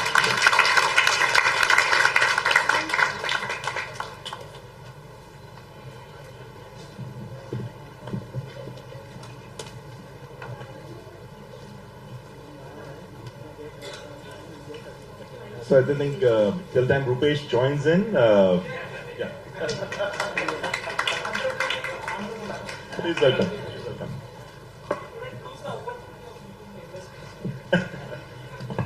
So, yeah, I think, thank you for that quick introduction. I would like to take an opportunity to really see the next probably around 30 minutes or odd, what I will try to, touch upon is how, an entrepreneur, so we have stalwarts here, somebody who's already sold his business, and made things, somebody who has already raised money in the startup side, somebody is just from a professional CEO started a new entity and now he's going to do big, and somebody's already done some work in terms of building up, joined a corporate career and then stuff which ventured into a startup. So I would probably call upon each of you to open up. So when I would like to see that we'll go through some opening questions which are common, and then I will have a spirited questions because I think your journeys are different. And then we will have to, look upon your experience in a storytelling way where you can be telling to our audience that how you did what in your journey, and then probably we will, we will end up on by saying what are the messages to the entrepreneurs. So I think we'll make it step by step, a storytelling way, and I would start with the opening question that I would say Dr. Rupesh here. So you'll have to introduce yourself and also give us an idea that how did you start, what inspired you to start your business, and what is that key point you have to work upon, and post that probably I would want Devang to move forward, and then Nitin, and then Vivek to take over, and do your introduction also, and probably kickstart the talk yourself. Yeah, sure. Thank you very much, Amit bhai. So I'm Dr. Rupesh Khyar. I'm core by engineer, and the doctor is of the PhD side, which is what I did at IIT Bombay. So mechanical engineering. Then by third year of engineering, I realized I don't want to join IT, and I don't want to go marketing and sales or management training. These were the two trends 20 years back that everybody was seeking. And third year epiphany, that sitting quiet on the banks of the river there in College of Engineering Pune, I realized that what everyone was doing, there were 119 people in my class, that is definitely not as exciting to me. And that was probably the first independent thought that I had, that okay, I need to do something. And what was that? I said, wrote multiple things and days. So I wrote down that I want to increase the efficiency of human body. And that's my vision, that's my goal, this is what I want to do. This is which I wrote down, and that's where actually the journey started. And I said, now from here, what can I do? So it was that I could have gone back depressed and saying, oh, now I can't do anything. I am a mechanical engineer, third year. I was like, being an engineer, now what can I do? And that's where the closest was biomechanics. So then that's where I did my master's in bioengineering in UK, University of Strathclyde. That was the only one college I applied, and that is the only one college I went. So it's not like you apply 10, then you do a master's degree, and that gives you a better job. Or no, it was about, I wanted to learn about the field which mixes biomedical engineering and the core engineering, and see how you can create efficiencies into human bodies. From there, I worked in orthopedic implant industries, and further, the journey of IIT Bombay started. So I spent last 15 years at IIT Bombay. I did my PhD in medical device development and testing, developed and worked on testing of knee implants for cancer patients. And now I'm glad that the journey started where we developed the knee joint, the testing machine. My PhD was on how do you test and see it is suitable for children. And I'm glad that after so many years, there are 50 kids who have gone through that surgery. That Indian knee joint is actually in those patients. And I'm glad the instrument that we developed are used, that joint is used. And they don't have to pay 5 lakh rupees for an imported joint. They can actually just pay that 1 lakh rupees, and this is actually free of cost because this is in trial. So the team was brilliant that actually made this possible, and that's how somebody says I want to solve a problem to actually coming to that solution. And that's probably also drives the inspiration that we want to create impact is what I wanted to do. And I also put a focus only in biomedical. Not in fashion, not in clothing, nothing wrong there. I was very clear I wanted to do biomedical. And in last 15 years, what we did, because I was doing it once, one problem, one doctor, one solution, one orthopedic, people started coming saying, can you do it more? Can there be more products? Can you solve more problems? So in last, we established a center called Biomedical Engineering Technology Innovation Center at IIT Bombay. And many of us and many of you, some of you are also part of it. So what it does it in last 10 years, 500 such problems collected from various doctors, physicians, clinicians, 250 proof of concepts of various such devices were developed, 60 patents were filed, and 20 startups came out of that, and 20 devices licensed to industry or working with industry, which means about 30-40 products which came out of that equation. And I'm glad that this is my 4th startup, so the first 3 startups which are there, I'm glad that they have touched about 10 million plus patients. So which means that the technologies which we develop, a digital stethoscope, a diabetic foot screening device, actually is impacting, it is going to rural areas. Instead of a heart patient coming all the way from tier 3 to a district hospital, the heart and lung sounds are transmitting now. So patient is not traveling, the information is traveling. Diabetic foot screening, India being diabetic capital, every 30 seconds there's an amputation. There's a handheld device which we made, which is portable and helps screening of diabetic patients.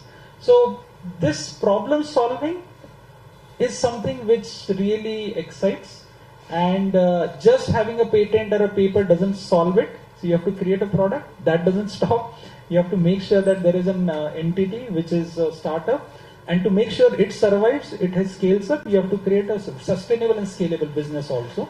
So from identifying the right problem team to solving this is what excites, and probably that is where I got into the journey. Yeah, I think very well said, Rupesh. I think over to Devang.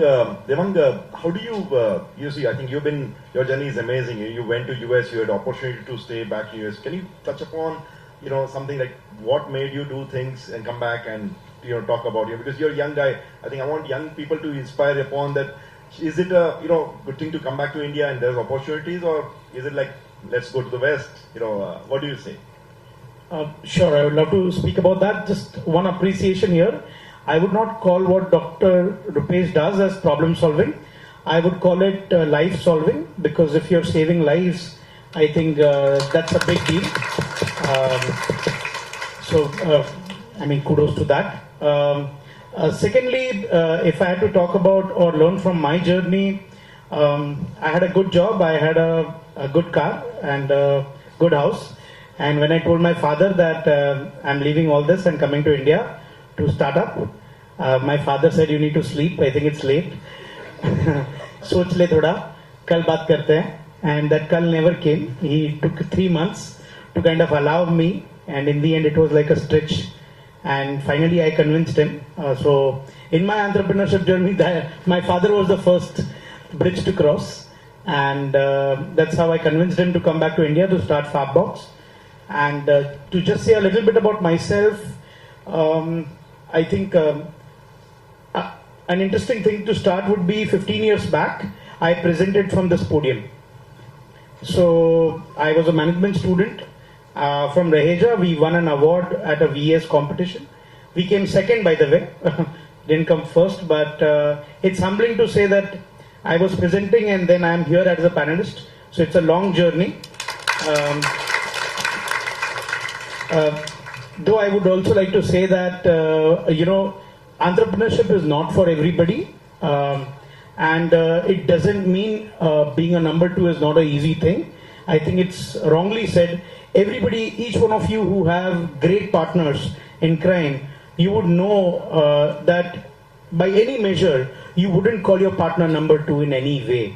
So being a part of a core team itself it's a very big deal. And I think entrepreneurship is over glamorized today. So I think we should also take that into consideration and know that depression and things of those nature also happen if you don't really calculate your personality and what the job needs.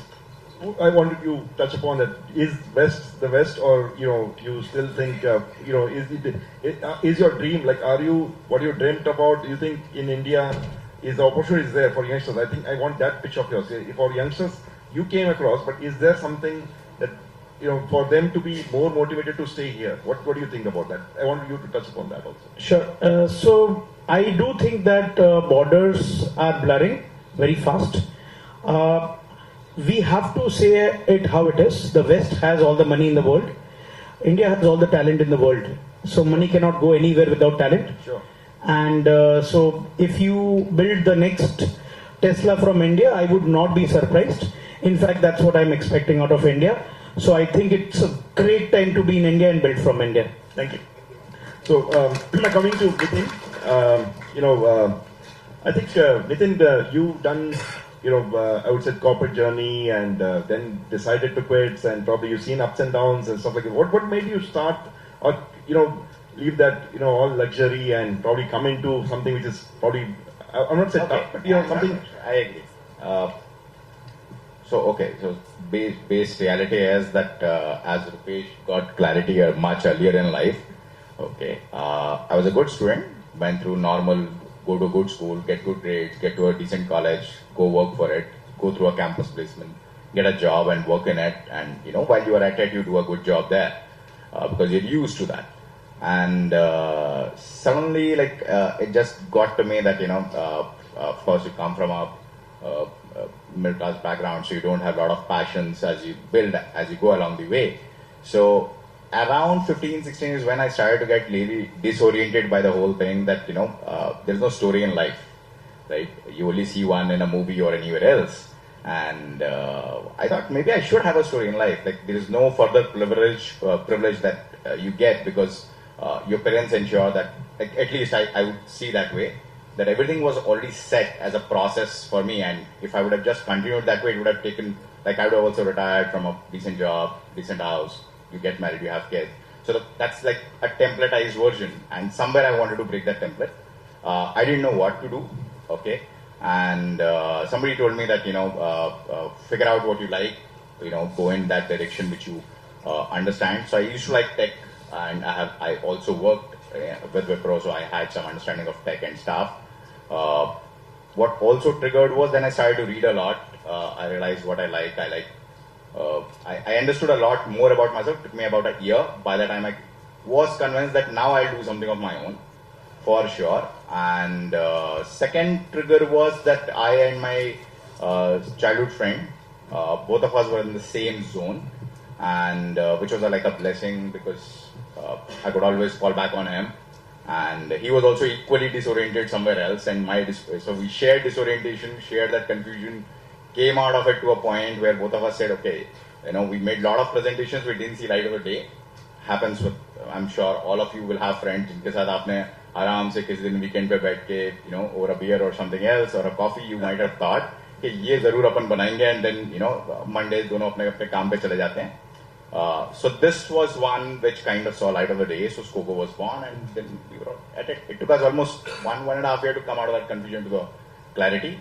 But yeah, so Rupesh figured out much earlier. So, so yeah, over to Vivek. So Vivek.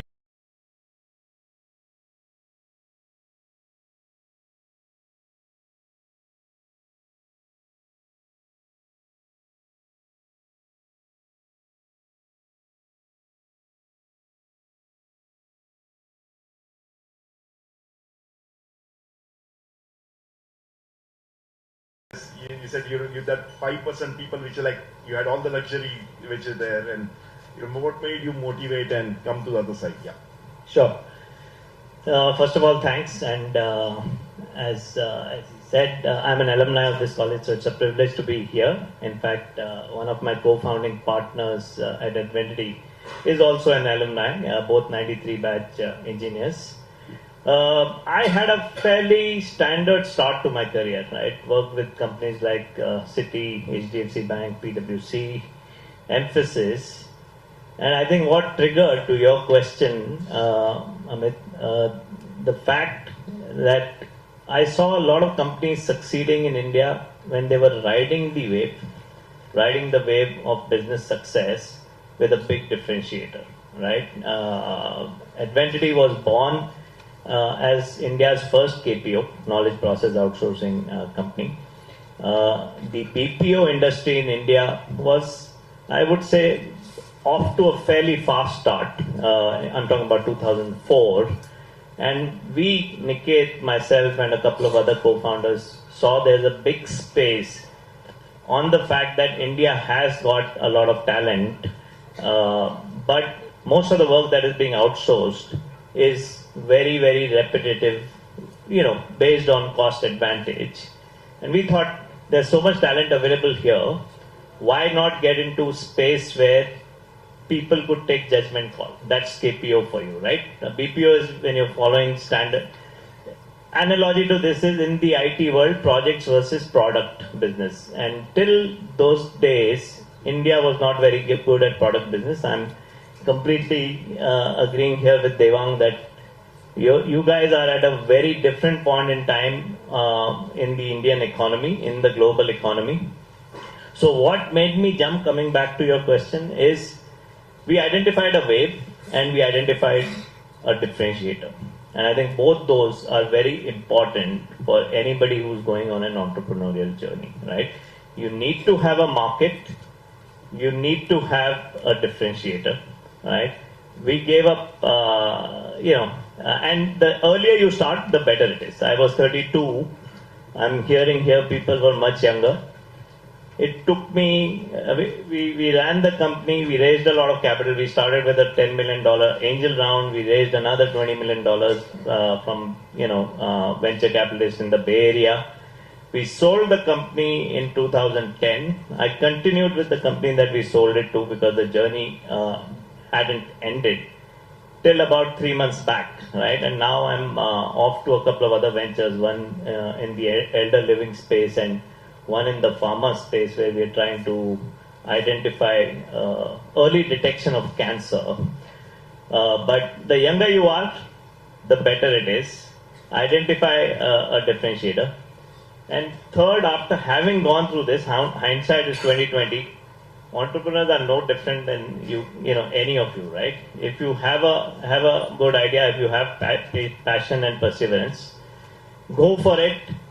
Never a better time. There's a lot of privilege that this generation has. You don't have to necessarily work to make ends meet, and therefore the expectation is pretty high from this generation of people in India.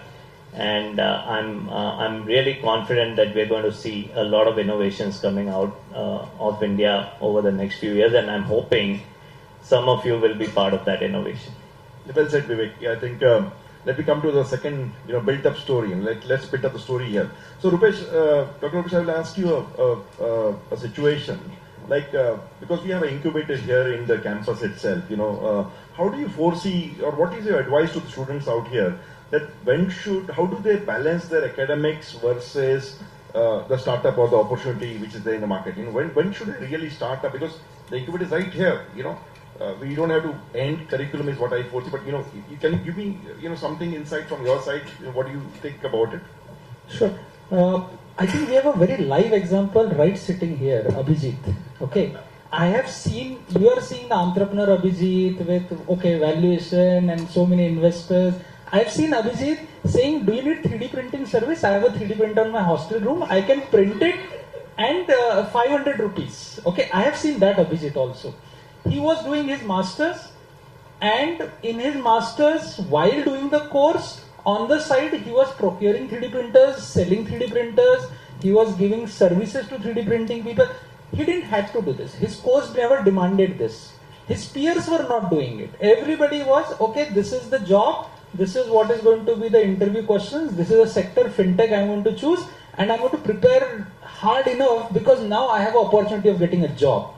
I didn't see Abhijit doing that. Abhijit was more on that, okay, this I can solve, let me know. Anytime he would send a message, you need something, in the night I have put a printer, in the morning he has given me that. I think that is more, again I come back, it is something where he wanted to create value. It was not that, 3D printing is a better business and people need it and it's, I think he was driven that I want to solve, I want to create value and I want to learn the art of being able to solve this repeatedly, sustainably. The moment he realized, this everyone is doing, this is not sustainable, he moved on to a better problem, a better problem, a better problem. Similarly for all students, I think it is not about outside. First journey is that introspection. You have to have the confusion. If you don't have the confusion, you are okay with what is going on. That is okay. You live the life, nothing, no problem. It will go on, nobody is going to blame you, you are going to have a job, a family, a house, car, all tick marks, everything is going to be fine. You meant to say you need to be uncomfortable. There has to be that confusion, that uncomfortness, that curiosity is something which has to be there, that if you don't have this, nothing wrong. Will you call it fire in the belly or something like that? I'm saying it, I boiled down the word was curiosity. Okay. If you are not curious about something, it's going to be okay. There's no problem in the life, that's still going to. The moment you have curiosity, your trouble has started. You have already started a journey there that, okay, how does business work? How do people solve that? Can that be better? Why is it not like that? Why I'm the only one who's facing that? This curiosity, the why starts. Or can I make a $1 billion company? All that is all the curiosity. Why? The moment you get into that, you've started a brilliant journey. It is uncomfortable, but the pleasure that you'll have and the satisfaction is going to be different, and you'll have a story, as Nitin said. Perfect. I think that is important there. Perfect. So now I would want Devang to give us some few words. Get me something on say top 3 things for students out here. What they should do when they're thinking of doing a startup. What should be the tick marks? Something which you can guide us. On this. I think guiding would be a big word. I would say I would share my learnings. I'm still learning. And in top 3 things, the number 1 thing I would say is, I think in my reflection, the number 1 thing that comes is, usually there is a lot of excitement when you're starting something. It should be there. But the whole idea of achieving anything is firstly deserving it. So I think if you focus on deserving to be funded, deserving to get attention, deserving to be bought by a customer, deserving to solve a problem, I think to deserve is the best plan to really be there. Okay. So I would say that would be my number 1 advice, to just look at yourself and think that, do you deserve to get funded? Do you deserve to be a solution in this category? I think if you're able to deserve, I think everything else can be solved. Second and third thing I would say is, I think somebody asked here about a co-founder. I mean, I am also a fan of Iron Man. But I do think Iron Man had co-founders that you couldn't see. And if you see the movie properly, you will find them. So I do think that everyone should have, I think, a co-founder or 2, more the merrier, the bigger the goals that you could achieve. The number one thing is, of course, an equal level of commitment has to be seen. A lot of times friends become co-founders, which is wonderful. But if one friend is more motivated than the other, it would fall apart, it might. So that is the number two thing that I would say. The number three thing I would say is you should definitely not start up for the sake of starting up. I think I would look at it this way. I would never want to start up if the problem is already solved or is being solved by 10 people. I would want to start up if there is a problem that nobody is solving and I feel uniquely capable of solving that problem. I think that's when I will feel like starting up. So those would be the three things that I would like to share. Over to Nitin. So Nitin, I would like to ask you, because you spoke about, you had conversations over the weekend and you spoke over coffee and other flowing fluids. But I would like to ask you that how important is the founding team, or the team, or building up a core team for any startup or any company? Can you give us some insights from your background? So, barring so I should only comment about our journey because that makes more sense. So one was, for some reason I was always clear that I will never do this alone. Okay, but so 2-3 things there when you have partners in crime, or you can call them co-founders. So first is, a co-founder is another equally motivated individual that you don't have to pay early on. Okay, so okay, and second is, see where it when you work with close friends, you may work with your wife, spouse, girlfriend, I don't know, right? You can work with brothers, all those scenarios. So only thing is, your relationship is the collateral in that entire journey. So somewhere or the other, if your skills doesn't complement, or if what you would do, like the first question would be, you have to have one guy who will be first among equals. So you will have to put a face to the company saying कि ये बाहर जाएगा और बोलेगा ये CEO है, मैं दूसरा एक designation लूंगा, ठीक है? While you may have co-founder, equal equity, all those things, but that will happen. Okay. So now, as long as you are not comfortable, so one is, you should have deep respect for each other's work, whatever the other person brings to table. सिर्फ एक वो reason कि मैं बचपन से हम दोनों साथ में ही साथ स्कूल जाते थे, साथ खेलते थे और साथ सारी हरकतें करते थे, इसके लिए आज हम स्टार्टअप कर लेंगे, is okay till the time both of you have chosen कि यार मैं ये ऑपरेशन संभालूंगा, या I think they mentioned it better that एक फंड रेजिंग कर रहा है, एक ऑपरेशंस कर रहा है, या एक सेल्स कर रहा है, या एक टेक बना रहा है. अगर सारे सेल्स हैं ओके, तो वो फिर कुछ नहीं होगा, फिर उसके बाद अच्छे पीपीटी बनेंगे. So इसलिए founding team, I think so that and second advantage of having a team. What about students? Should they form teams while they are studying right now, or what do you advise them? Because they are I think passion. I think sometimes they're competing for numbers and they want to be number one, or they want to do something. So how do you tell them? No, sir. So I think, see, if you put out your passion out. So let's say a very simple example. आप ऐसा देख लो, यहाँ पे अगर कोई hostel में रहता होगा तो अगर कोई काउंटर स्ट्राइक खेलता है, right, so he will find equally more motivated people जो उसके साथ काउंटर स्ट्राइक खेलते हुए जुड़ जाएंगे. सो जैसे अगर आई एम प्रीटी श्योर के क्योंकि अगर आपको इंटरेस्ट है, तो how do you make friends? If you go deeper into it, you will actually realise that you put your passion out. It could be over a game of cricket, it could be game of TT or something else. So not the other way around के कौन ये मेरा इसको college ने allocate किया था मेरा roommate, तो अब यही मेरा स्टार्टअप में 2 नाम भरने हैं, हर फॉर्म में 2 लोगों का नाम चाहिए होता है, तो एक नाम नंबर है, that won't help. Second is, एक जो डीप चीज है, one big advantage when you will actually start and everything, early on ना बहुत हम्बलिंग एक्सपीरियंस है. आपको लाइफ लॉन्ग आप अच्छा करते हो, अच्छे एग्जाम से आते हो, नंबर अच्छे लेकर, जैसे अमित सर ने बोला, सडनली आप जाते हो एक इन्वेस्टर को एक फॉर्म भर के, एक पीपीटी लेके, एक्सेल पे बहुत इजी होता है, ऐसा नीचे तक खींचो ना तो नंबर ऐसा 100 करोड़ पे चला जाता है. बहुत सिंपल है. When you go and somebody says नहीं यार जमा नहीं करेंगे, they will say very politely, but आपको वापस आके ना बहुत दिल पे दर्द होता है, और ये आप किसी और को ज्यादा बता भी नहीं सकते. Not your parents won't come from that generation, so they may not understand that. And but if you have a cofounder, उसके साथ आप इत्मीनान से रो सकते हो, कंधे पे सर रख के कि भाई कुछ नहीं हो रहा अपना, राइट. and एक दिन वो आपको motivate कर लेगा, दूसरे दिन आप उसको motivate कर लोगे, right? So that helps if you have a decent belief on each other's capabilities and you have a good idea, your passion connects people. So I think that helps a lot. Perfect. So I think over to Vivek. There's one on the team I'll add.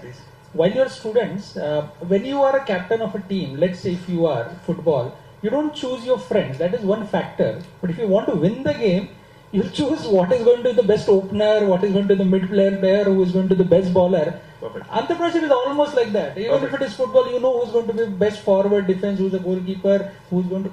This is what has to be there. For the problem, if you keep in front, and rather than it is my friend, it helps if your friend is also batting with you, there is a better understanding. But for the problem that you are going to solve, just find out right partners, and that may be from a different discipline, different department. The more you meet, the better it is going to be. Meet more people. This is the time. You are never going to talk to a pharmacy people. But how do you advise them? Because they're always busy in the mobile. So how do you advise them to meet? No, the mobile is going to be there forever in your life. When you go to your mess, don't sit with only your friends or make friends. Talk to some other department. That's the best way. And then talk to different people. That's the key. Perfect. Vivek, I think you're the most experienced out here. So I would like to learn from you.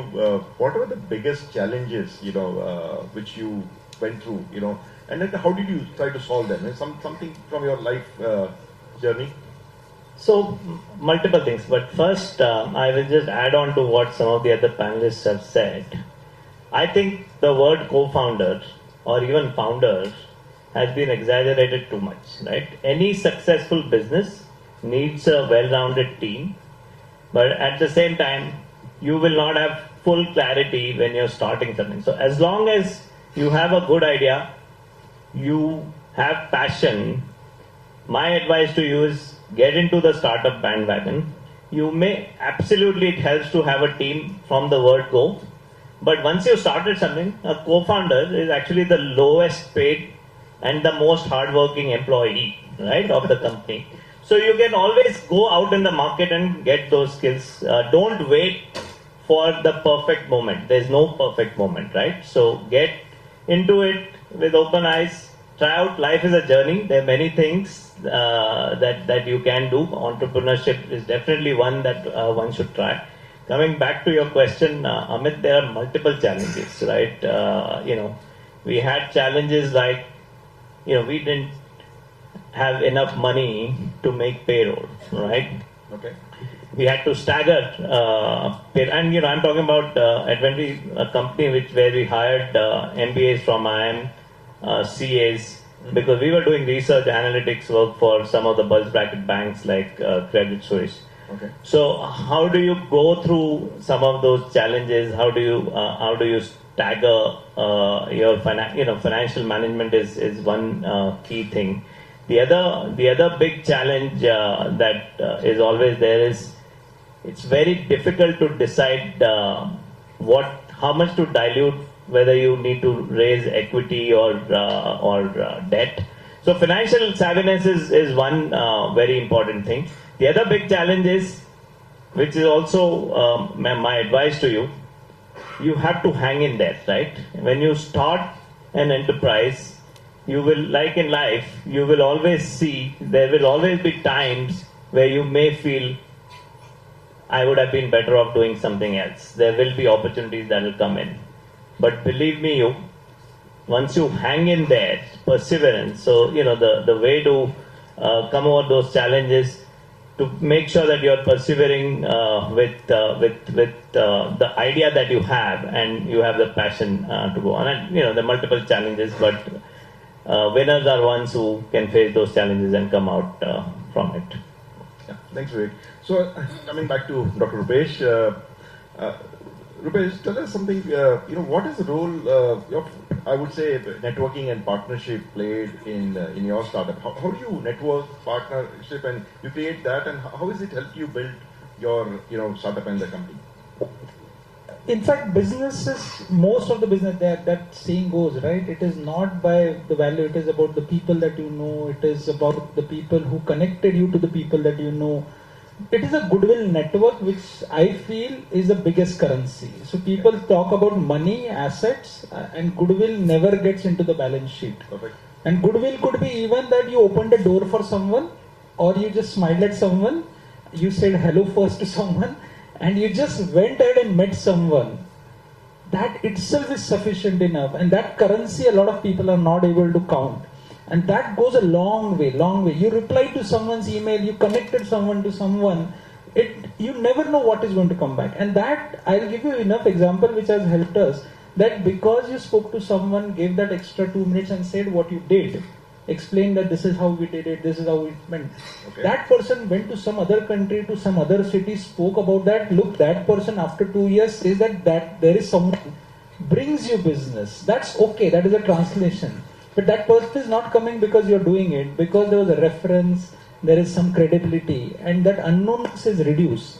The more the people that you meet, the more different kind of people that you meet, it is much better for kind of businesses that we are into, this kind of network we are into. And it is going to only help you if you just meet people, be that, it's okay, you don't know a particular stream, please ask. That's fine. This network in this college is so valuable right now. You don't know after 10 years that, oh, I know that pharma guy, I know that lawyer, I know that commerce person is somebody which you'll have to build a network, build onto it. I'll give one example. Network is Chirag. Chirag is my friend for last 20 years. We met at Masters in University of Strathclyde. And we didn't know he's going to be into innovation and IP, and I am going to be into IIT and medical grade products. But together we have filed 40, 60 patents, multiple startups, and it just happens. As in this network, if we would have not stayed together, build it and convert it. Because of Chirag, I met Amit ji. Right? This is how it starts growing. There is too much power in it, and too much goodwill can bring you, which money can't get you. No, perfect. Thank you on that. So I think if we like to roll on quickly, I think maybe my second last question to Devang on that is, but we have to be quick onto it, saying what are the common challenges the first time, I would say, entrepreneurs face, and how can an incubator, like this help address it? So can you just give us some ideas so that these people here can have, connection that they can get into incubation early? So, in life, generally, दो तीन चीजें होती हैं. There are things you know, there are things that you don't know, there are things that exist that you don't know that you don't know. So, जब ये तीसरी category में बात आती है, that's where the incubator comes in. बहुत सारी चीजें हैं जो आपको पता ही नहीं है पोर्शन में है भी. तो this is the out of portion वाली चीज है that the incubator helps with. I think a lot of it has been spoken today on this panel and the panel before. But yeah, because it's a constant thing and it's a very long journey. And like Abhijit rightly said, I think it's a 0 to 5. You're born and you need parents. So I think an incubator can really play that role. And also, as I say parent, it's a very big role for the guys who are running the incubator to behave like one. Yeah, so I think, let me ask quickly on the Nitin side. Nitin, how do you see mentorship is important for entrepreneurship? Can you give us a quick bite, maybe 1 or 2 sentences, like mentorship in your life or for an entrepreneur, how important is it? Because, incubation is one side, but mentorship outside is also important. Fully encapsulated form of help that you can get. Okay, if you get the right mentor, I think. How do you find one, by the way? Again, sir, जैसे co-founder मिलेगा. Okay, if you keep doing the right thing, I think the right guys, you get connected to right people. If you keep just at it, what Vivek sir said is also fine. Okay, absolutely right. That just putting what Rupesh said and Vivek said together, that somebody circles back to him after 2 years, but the company itself doesn't exist, right? So that doesn't matter. So what happens is if a lot of people, like when somebody who wants to put himself out as a mentor, would be looking that, okay, this is the category that I want to help with, like what Amit sir started with, right? And if he sees spark in somebody trying to do something and that connects some dots with him, so somewhere or the other they will get connected. It's just that you have to put yourself out there, I think, and it helps a lot because वो वैसा है साल भर का काम आपका 15-20 minute में या एक दिन में हो जाएगा. You will get the right guidance and maybe you will get to the right solution also. वो ऐसा है कि आप जाओगे आगे जाके वहाँ पे गड्ढा है तो he will be able to tell you that much before. No, perfect, Nitin. Yeah. So over to Vivek, before we go to the last question, but I think last one before the last. is how do you manage risk and uncertainty, especially in times of economics or the industry changeover? So because you've seen that, I want to ask you that because most of us have not seen too many things, but you have seen ups and downs many times. So how do you manage that? So I think Abhijit was the one who touched on it, bootstrapping or making sure. Number one, I keep telling my colleagues and people who work with me, always in your mind, when you're in front of your clients, always amplify the opportunity, play down the risks, right? But internally, always amplify the risks and play down the opportunities. What it means is you have to have a war chest, you have to save for the rainy day, you have to anticipate that, the economic downturn, right? When the 2008 downturn happened, the credit crisis happened, we had a few clients just, going under in a matter of days, right? There are companies like VES and Lehman Brothers, I'm talking about large companies. So you got to anticipate and plan for risks which are much bigger, right? And then the second thing is, I keep coming back to it, persevere, make sure that you hang in there, because things turn around pretty quickly. Things turn around both ways pretty quickly. So, just hanging in there helps to make sure that, you solve the problems that you have. That's well said. So I think my last question to all the panelists would be, maybe Dr. Rupesh can start again. What would the advice you would like to give to aspiring entrepreneurs out here, who are either started a company or thinking of starting a startup out here? So is there something which you can give them advice, in that we want to summarize this whole thing? How many of you want to be an entrepreneur? Okay, that's the first question you ask yourself. Almost more than 50%. So this is a good start. That some of you have asked this question, some of you are not even sure. So if that is where you say the number of days, number of years that you are going to have in your life and the story that you want, if this introspection story gets over at some point, it may be a 2-month job of introspection. That's something which, irrespective of entrepreneurship, irrespective of product, please do that. What is that my time on this planet, what I know of, what am I going to do with it? If that answer you get in some way, I think you have solved half the puzzle. Now how am I going to do that is the second half. And this clarity may come in 2 days, 2 months, 2 years, 20 years. It's okay, it doesn't matter. Even if you are at 50 and 40, and if that clarity comes that this is what I want to do with the rest of 10 years of my life or 20 years, I think that's fair enough. That then you start the journey, then figure out what people you're going to work, what is necessary for it, which element is necessary, what technology is required. You keep on doing it, but keep asking that question. Don't stop that. Now I can't do, I am in a job, I will not ask that. Please don't stop. That's where you're going to kill it. Don't stop that curiosity. Don't stop asking that question that what can I do better. Please keep doing that. So now from the young brains.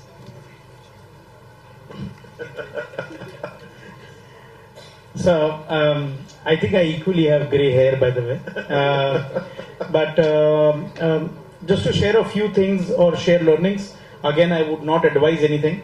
Just share my learnings from my notes. One is don't keep any proxies, I would say. If you keep any proxy की funding हो गया तो success हो जाएगा, अगर एक बड़ा client मिल गया तो सक्सेस हो जाएगा, एक्स होगा तो सक्सेस हो जाएगा. कोई फंड देके भी आप पे मेहरबानी नहीं कर रहा है, वो आपको अभी तक पता नहीं है. वो फंड मिलने के बाद आपको समझेगा कि अगर इसने मुझे 1000 रुपया दिया है तो मुझे इसको 4000 देना है 3 साल में. तब आपको समझेगा कि is it a liability or really an asset. So I think don't fancy anything. Anybody who's really funding you or really taking your product is because it is solving a problem somewhere. I think if you focus on solving that, I think that would really help. Another thing that I would, if I had to summarize is what I started with, my opening statement. I think to know yourself is extremely important. Self-awareness will help you find co-founders also. Also, self-awareness will help you decide whether to risk your life being an entrepreneur or to be an entrepreneur in another company where you can still do great, and be Sundar Pichai of the world. So I don't think both are bad ideas, and I would wish all of you all the very best. Yeah, over to maybe Vivek this time. Yeah. Well said, Devang. I would advise think big, act small, right? You guys, everybody who wants to be an entrepreneur needs to have a vision, needs to think long term on what exactly do you want to achieve. Now that may change, but you still got to have a vision in your mind, very important. And second, act small. Every day there has to be an incremental benefit or increment in the path that you're going to. I don't know how many of you have read Malcolm Gladwell's book, The Outliers, right, which is all about incremental benefit, which amplifies.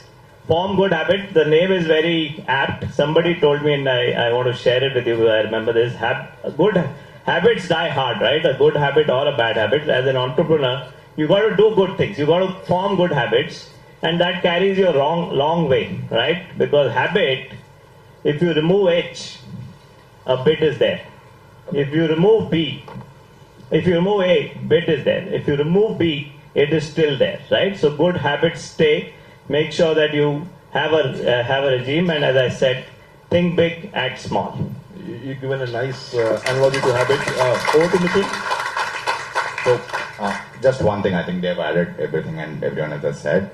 The only money that you don't have to return is the one that comes from customer. Okay? Nice one. Keep everything with you. So I think, thank you panelists. I think it was lovely interacting with you, and definitely you shared your mind, and I hope the audience out here is inspired, and probably we will have this archive also. I think YouTube also should carry it forward. So if you guys have missed it something, I think let's capture it and view it. And these guys are also available for mentorship or anything to reach out. I would invite them again and again to come back to Habit and give whatever knowledge you have, experience you have to our budding entrepreneurs, so that we can all help them in the journey quicker. I think with this, I would say thank you very much. Thank you all, and thank you for the opportunity. Thank you, sir.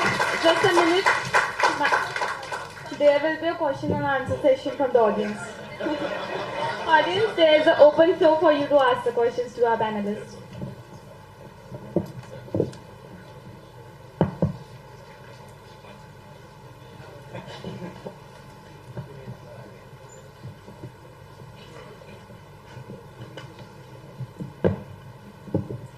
Okay, so we've heard enough about how the bright side about entrepreneurship. We spoke about challenges, but I'm sure all the panelists here, the forum that we went through before also, there was one idea that worked out, but I'm sure there were multiple that might have failed prior to that.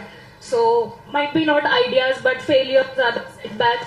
So how has that pillar actually not just been a failure, but like a foundational root to all of it? How do you actually, in that moment of failure, tell yourself that yes, this dot is going to connect? Like Steve Jobs always tells us that the dots are always connecting backwards. So what is your take on that? I'm glad I was chosen to speak about failures because that's how my life has been.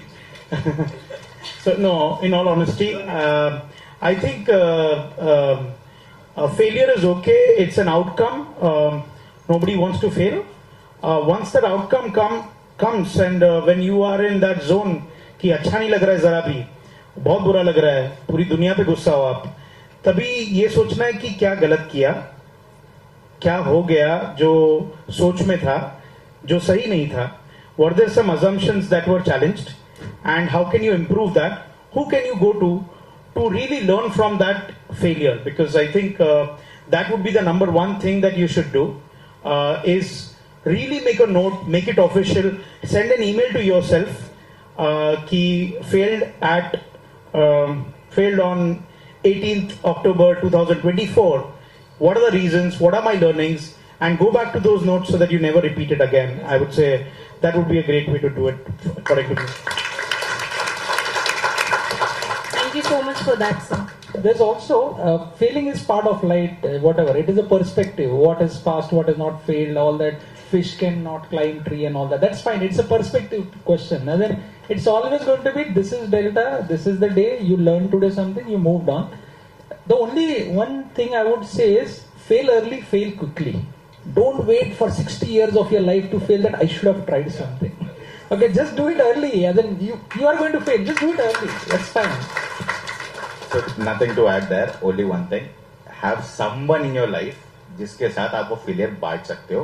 Okay, go and say, because see, you will realize you have failed and did it, because that person will encourage you. वो default process ही वैसा है. If you go and cry in front of anyone, he will come and say, no यार इतना बुरा नहीं हुआ, ये तो ठीक किया था तूने, वो खुद ही बता देगा, solve कर देता है. That's how human nature is. But have that one person जिसके सामने आप बेशरम होके बता सकते हो that you made all these mistakes. नहीं मैं फेल हो गया. I would urge all of you go and watch Harsha Bogle's speech on failures today, right? Yes, sir. So I had a question. All of us are MBA students here, and most of them are from first year. So from first year, we have to select a specialization. So what would you suggest for budding entrepreneurs? Which specialization should we take? Because it's a chaos, and every day we have to think about it, and it keeps running in our mind. Which specialization do we take if we want to become an entrepreneur?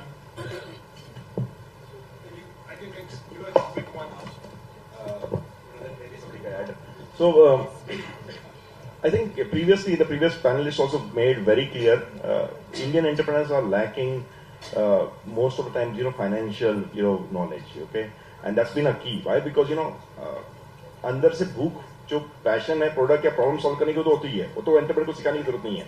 For that I don't think so you require a formal education. I think what you require to be able to presentable to the outside world, raise money at right timings and grow in and I think previously it was said कि wealth बनाना है versus आपको income करनी है. So अगर really wealth बनानी है and problem life के लोगों का solve करना है, तो I think finance is going to be very key. And I think second to it would be marketing or sales करना. I think that was very well taken. I think sales could be second, but finance I would number it one because that's where I think we lack. But for me, I think finance is more important. So which branch of MBA is not required in a company? Yes, sir. That's the thing. Okay, so technically doesn't matter what question you have to do. What do you like? Do that. You will be an entrepreneur who will find 4 other colleagues or co-founders or friends or team members who will solve the company's problem. But if you choose finance, but you love speaking to people, build teams, HR is your core, but finance has better jobs or opportunity, has a failure-safe method, that is a lifelong baggage you're going to carry. Even today, just choose what you really like, you want to explore, you want to learn. So entrepreneurship is going to be, you will fit into that. You will build the best HR company, you will build the best marketing company, you will build the best sales company. But just do what you love, you want to do, that is something, not because what is going to work. Okay, thanks. Sure, sir.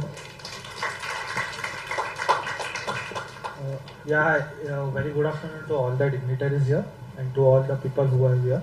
So my question is entrepreneurship is not always about what we can see. It's also with failures, it's also about the emotional trauma or the emotional shift you go when you go through the failures.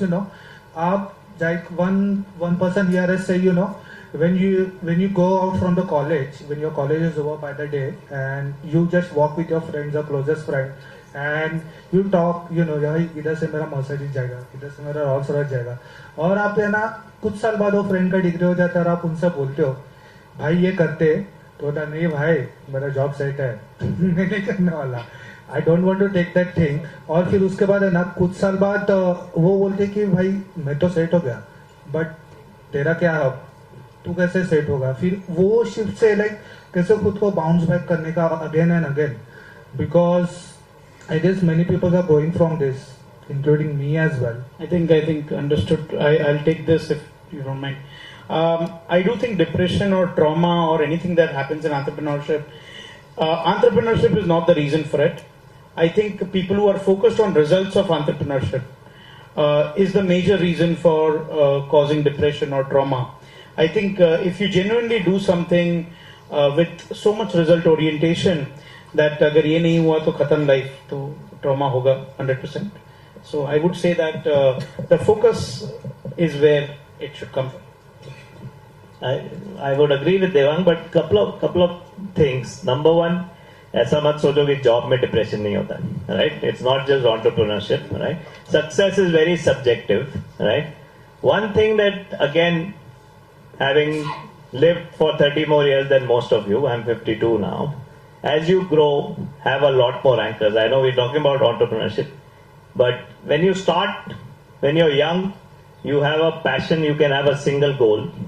As you grow, have more and more anchors, right? That will help you to make sure that you're happy in life, right? Success is happiness at the end of the day, right? So as long as you're enjoying what you're doing, your friend may be driving a Mercedes, internally he may be much sadder than what you are, right? So it's basically what you're going after and how do you define success that matters. Sorry for one more question, but the one question is like how to deal with parents. Like वो लोग बोलते हैं भाई क्या कर रहा है तू, तेरे बाप से कभी बिजनेस नहीं हुआ, तू करेगा? मैंने ऐसी माइक ले लिया सर, ये सवाल आया नहीं मुझे, but okay, no, so see, honest answer there is that depending on say what background, everything else, context also plays into it, but principally if you have a good enough passion, it starts showing early signs, okay? And it will always be difficult, maybe to your parents, maybe to your spouse. I think my spouse would have asked me this question more often than my parents, okay? Okay, you know, why, that was,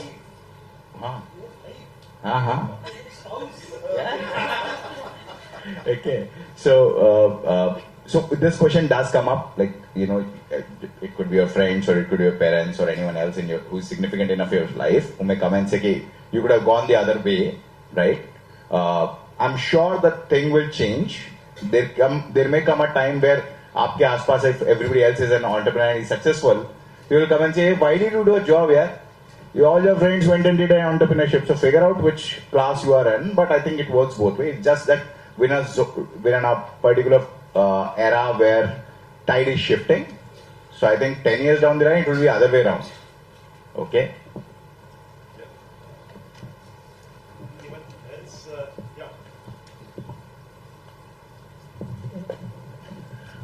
Sir, I have done my PhD in incubation center, and I met various incubator managers over there in Gujarat and Maharashtra. I visited IIM, Cradle, and various, even Sign also. And I met various startups, incubated and non-incubated also.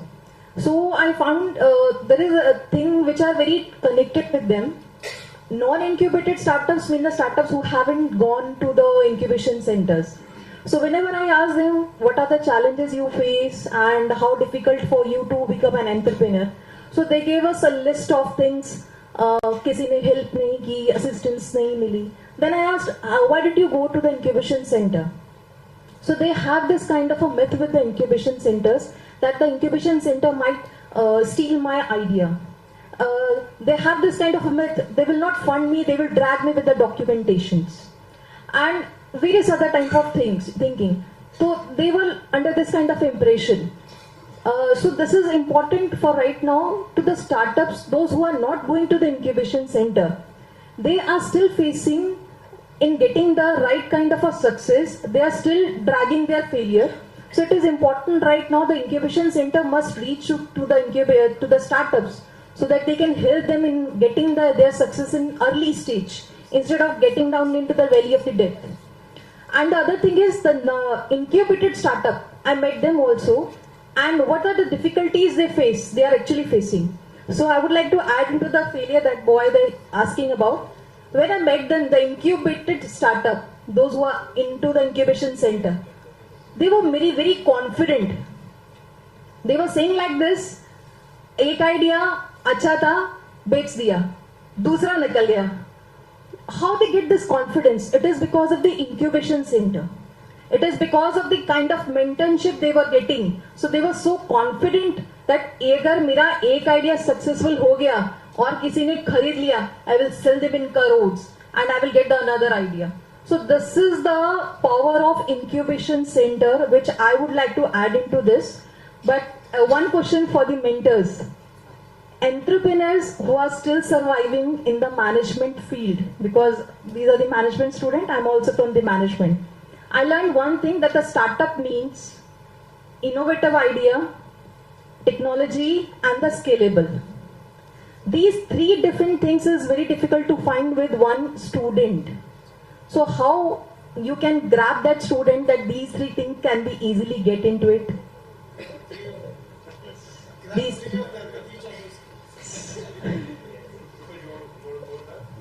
Can you repeat the three? Innovative idea, technology, and scalability. Right. So they are sequential. Okay. So you may have one of it right now. You may have an idea of how can you scale a business, but no technology and no idea. You may have an idea, but do not which technology is going to use it and how you are going to scale it.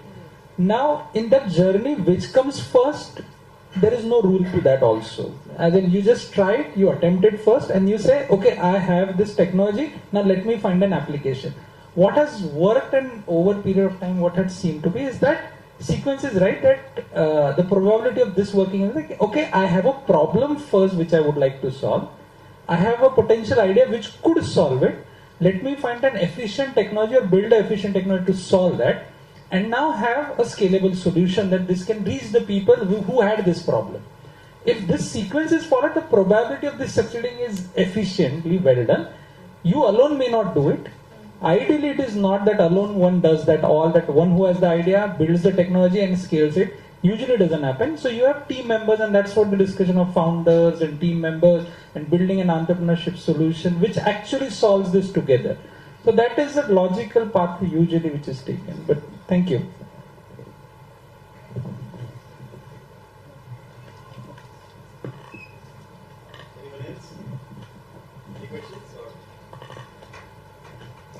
Thank you all for being such an engaged audience. We would like to extend our heartfelt thanks to Amit Rambia sir for moderating the Insightful Founders Forum.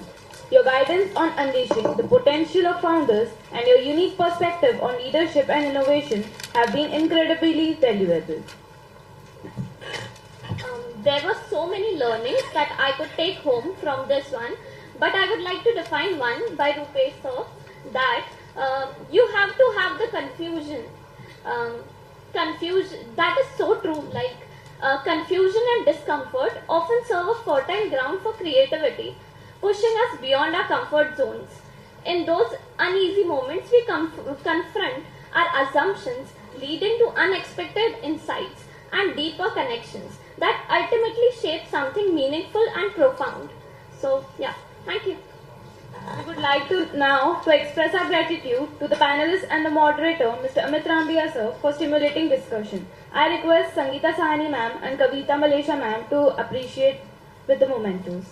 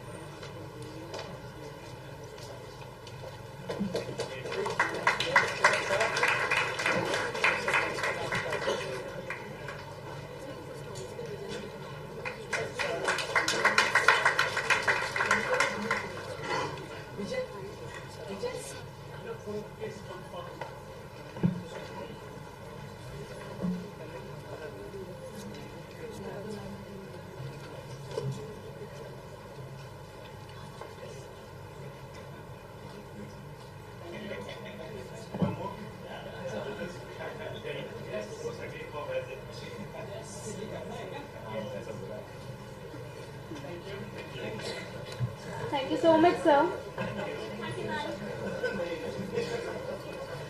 Simultaneously, we invite you to explore the exciting stalls set up in VES Amphitheatre, second floor.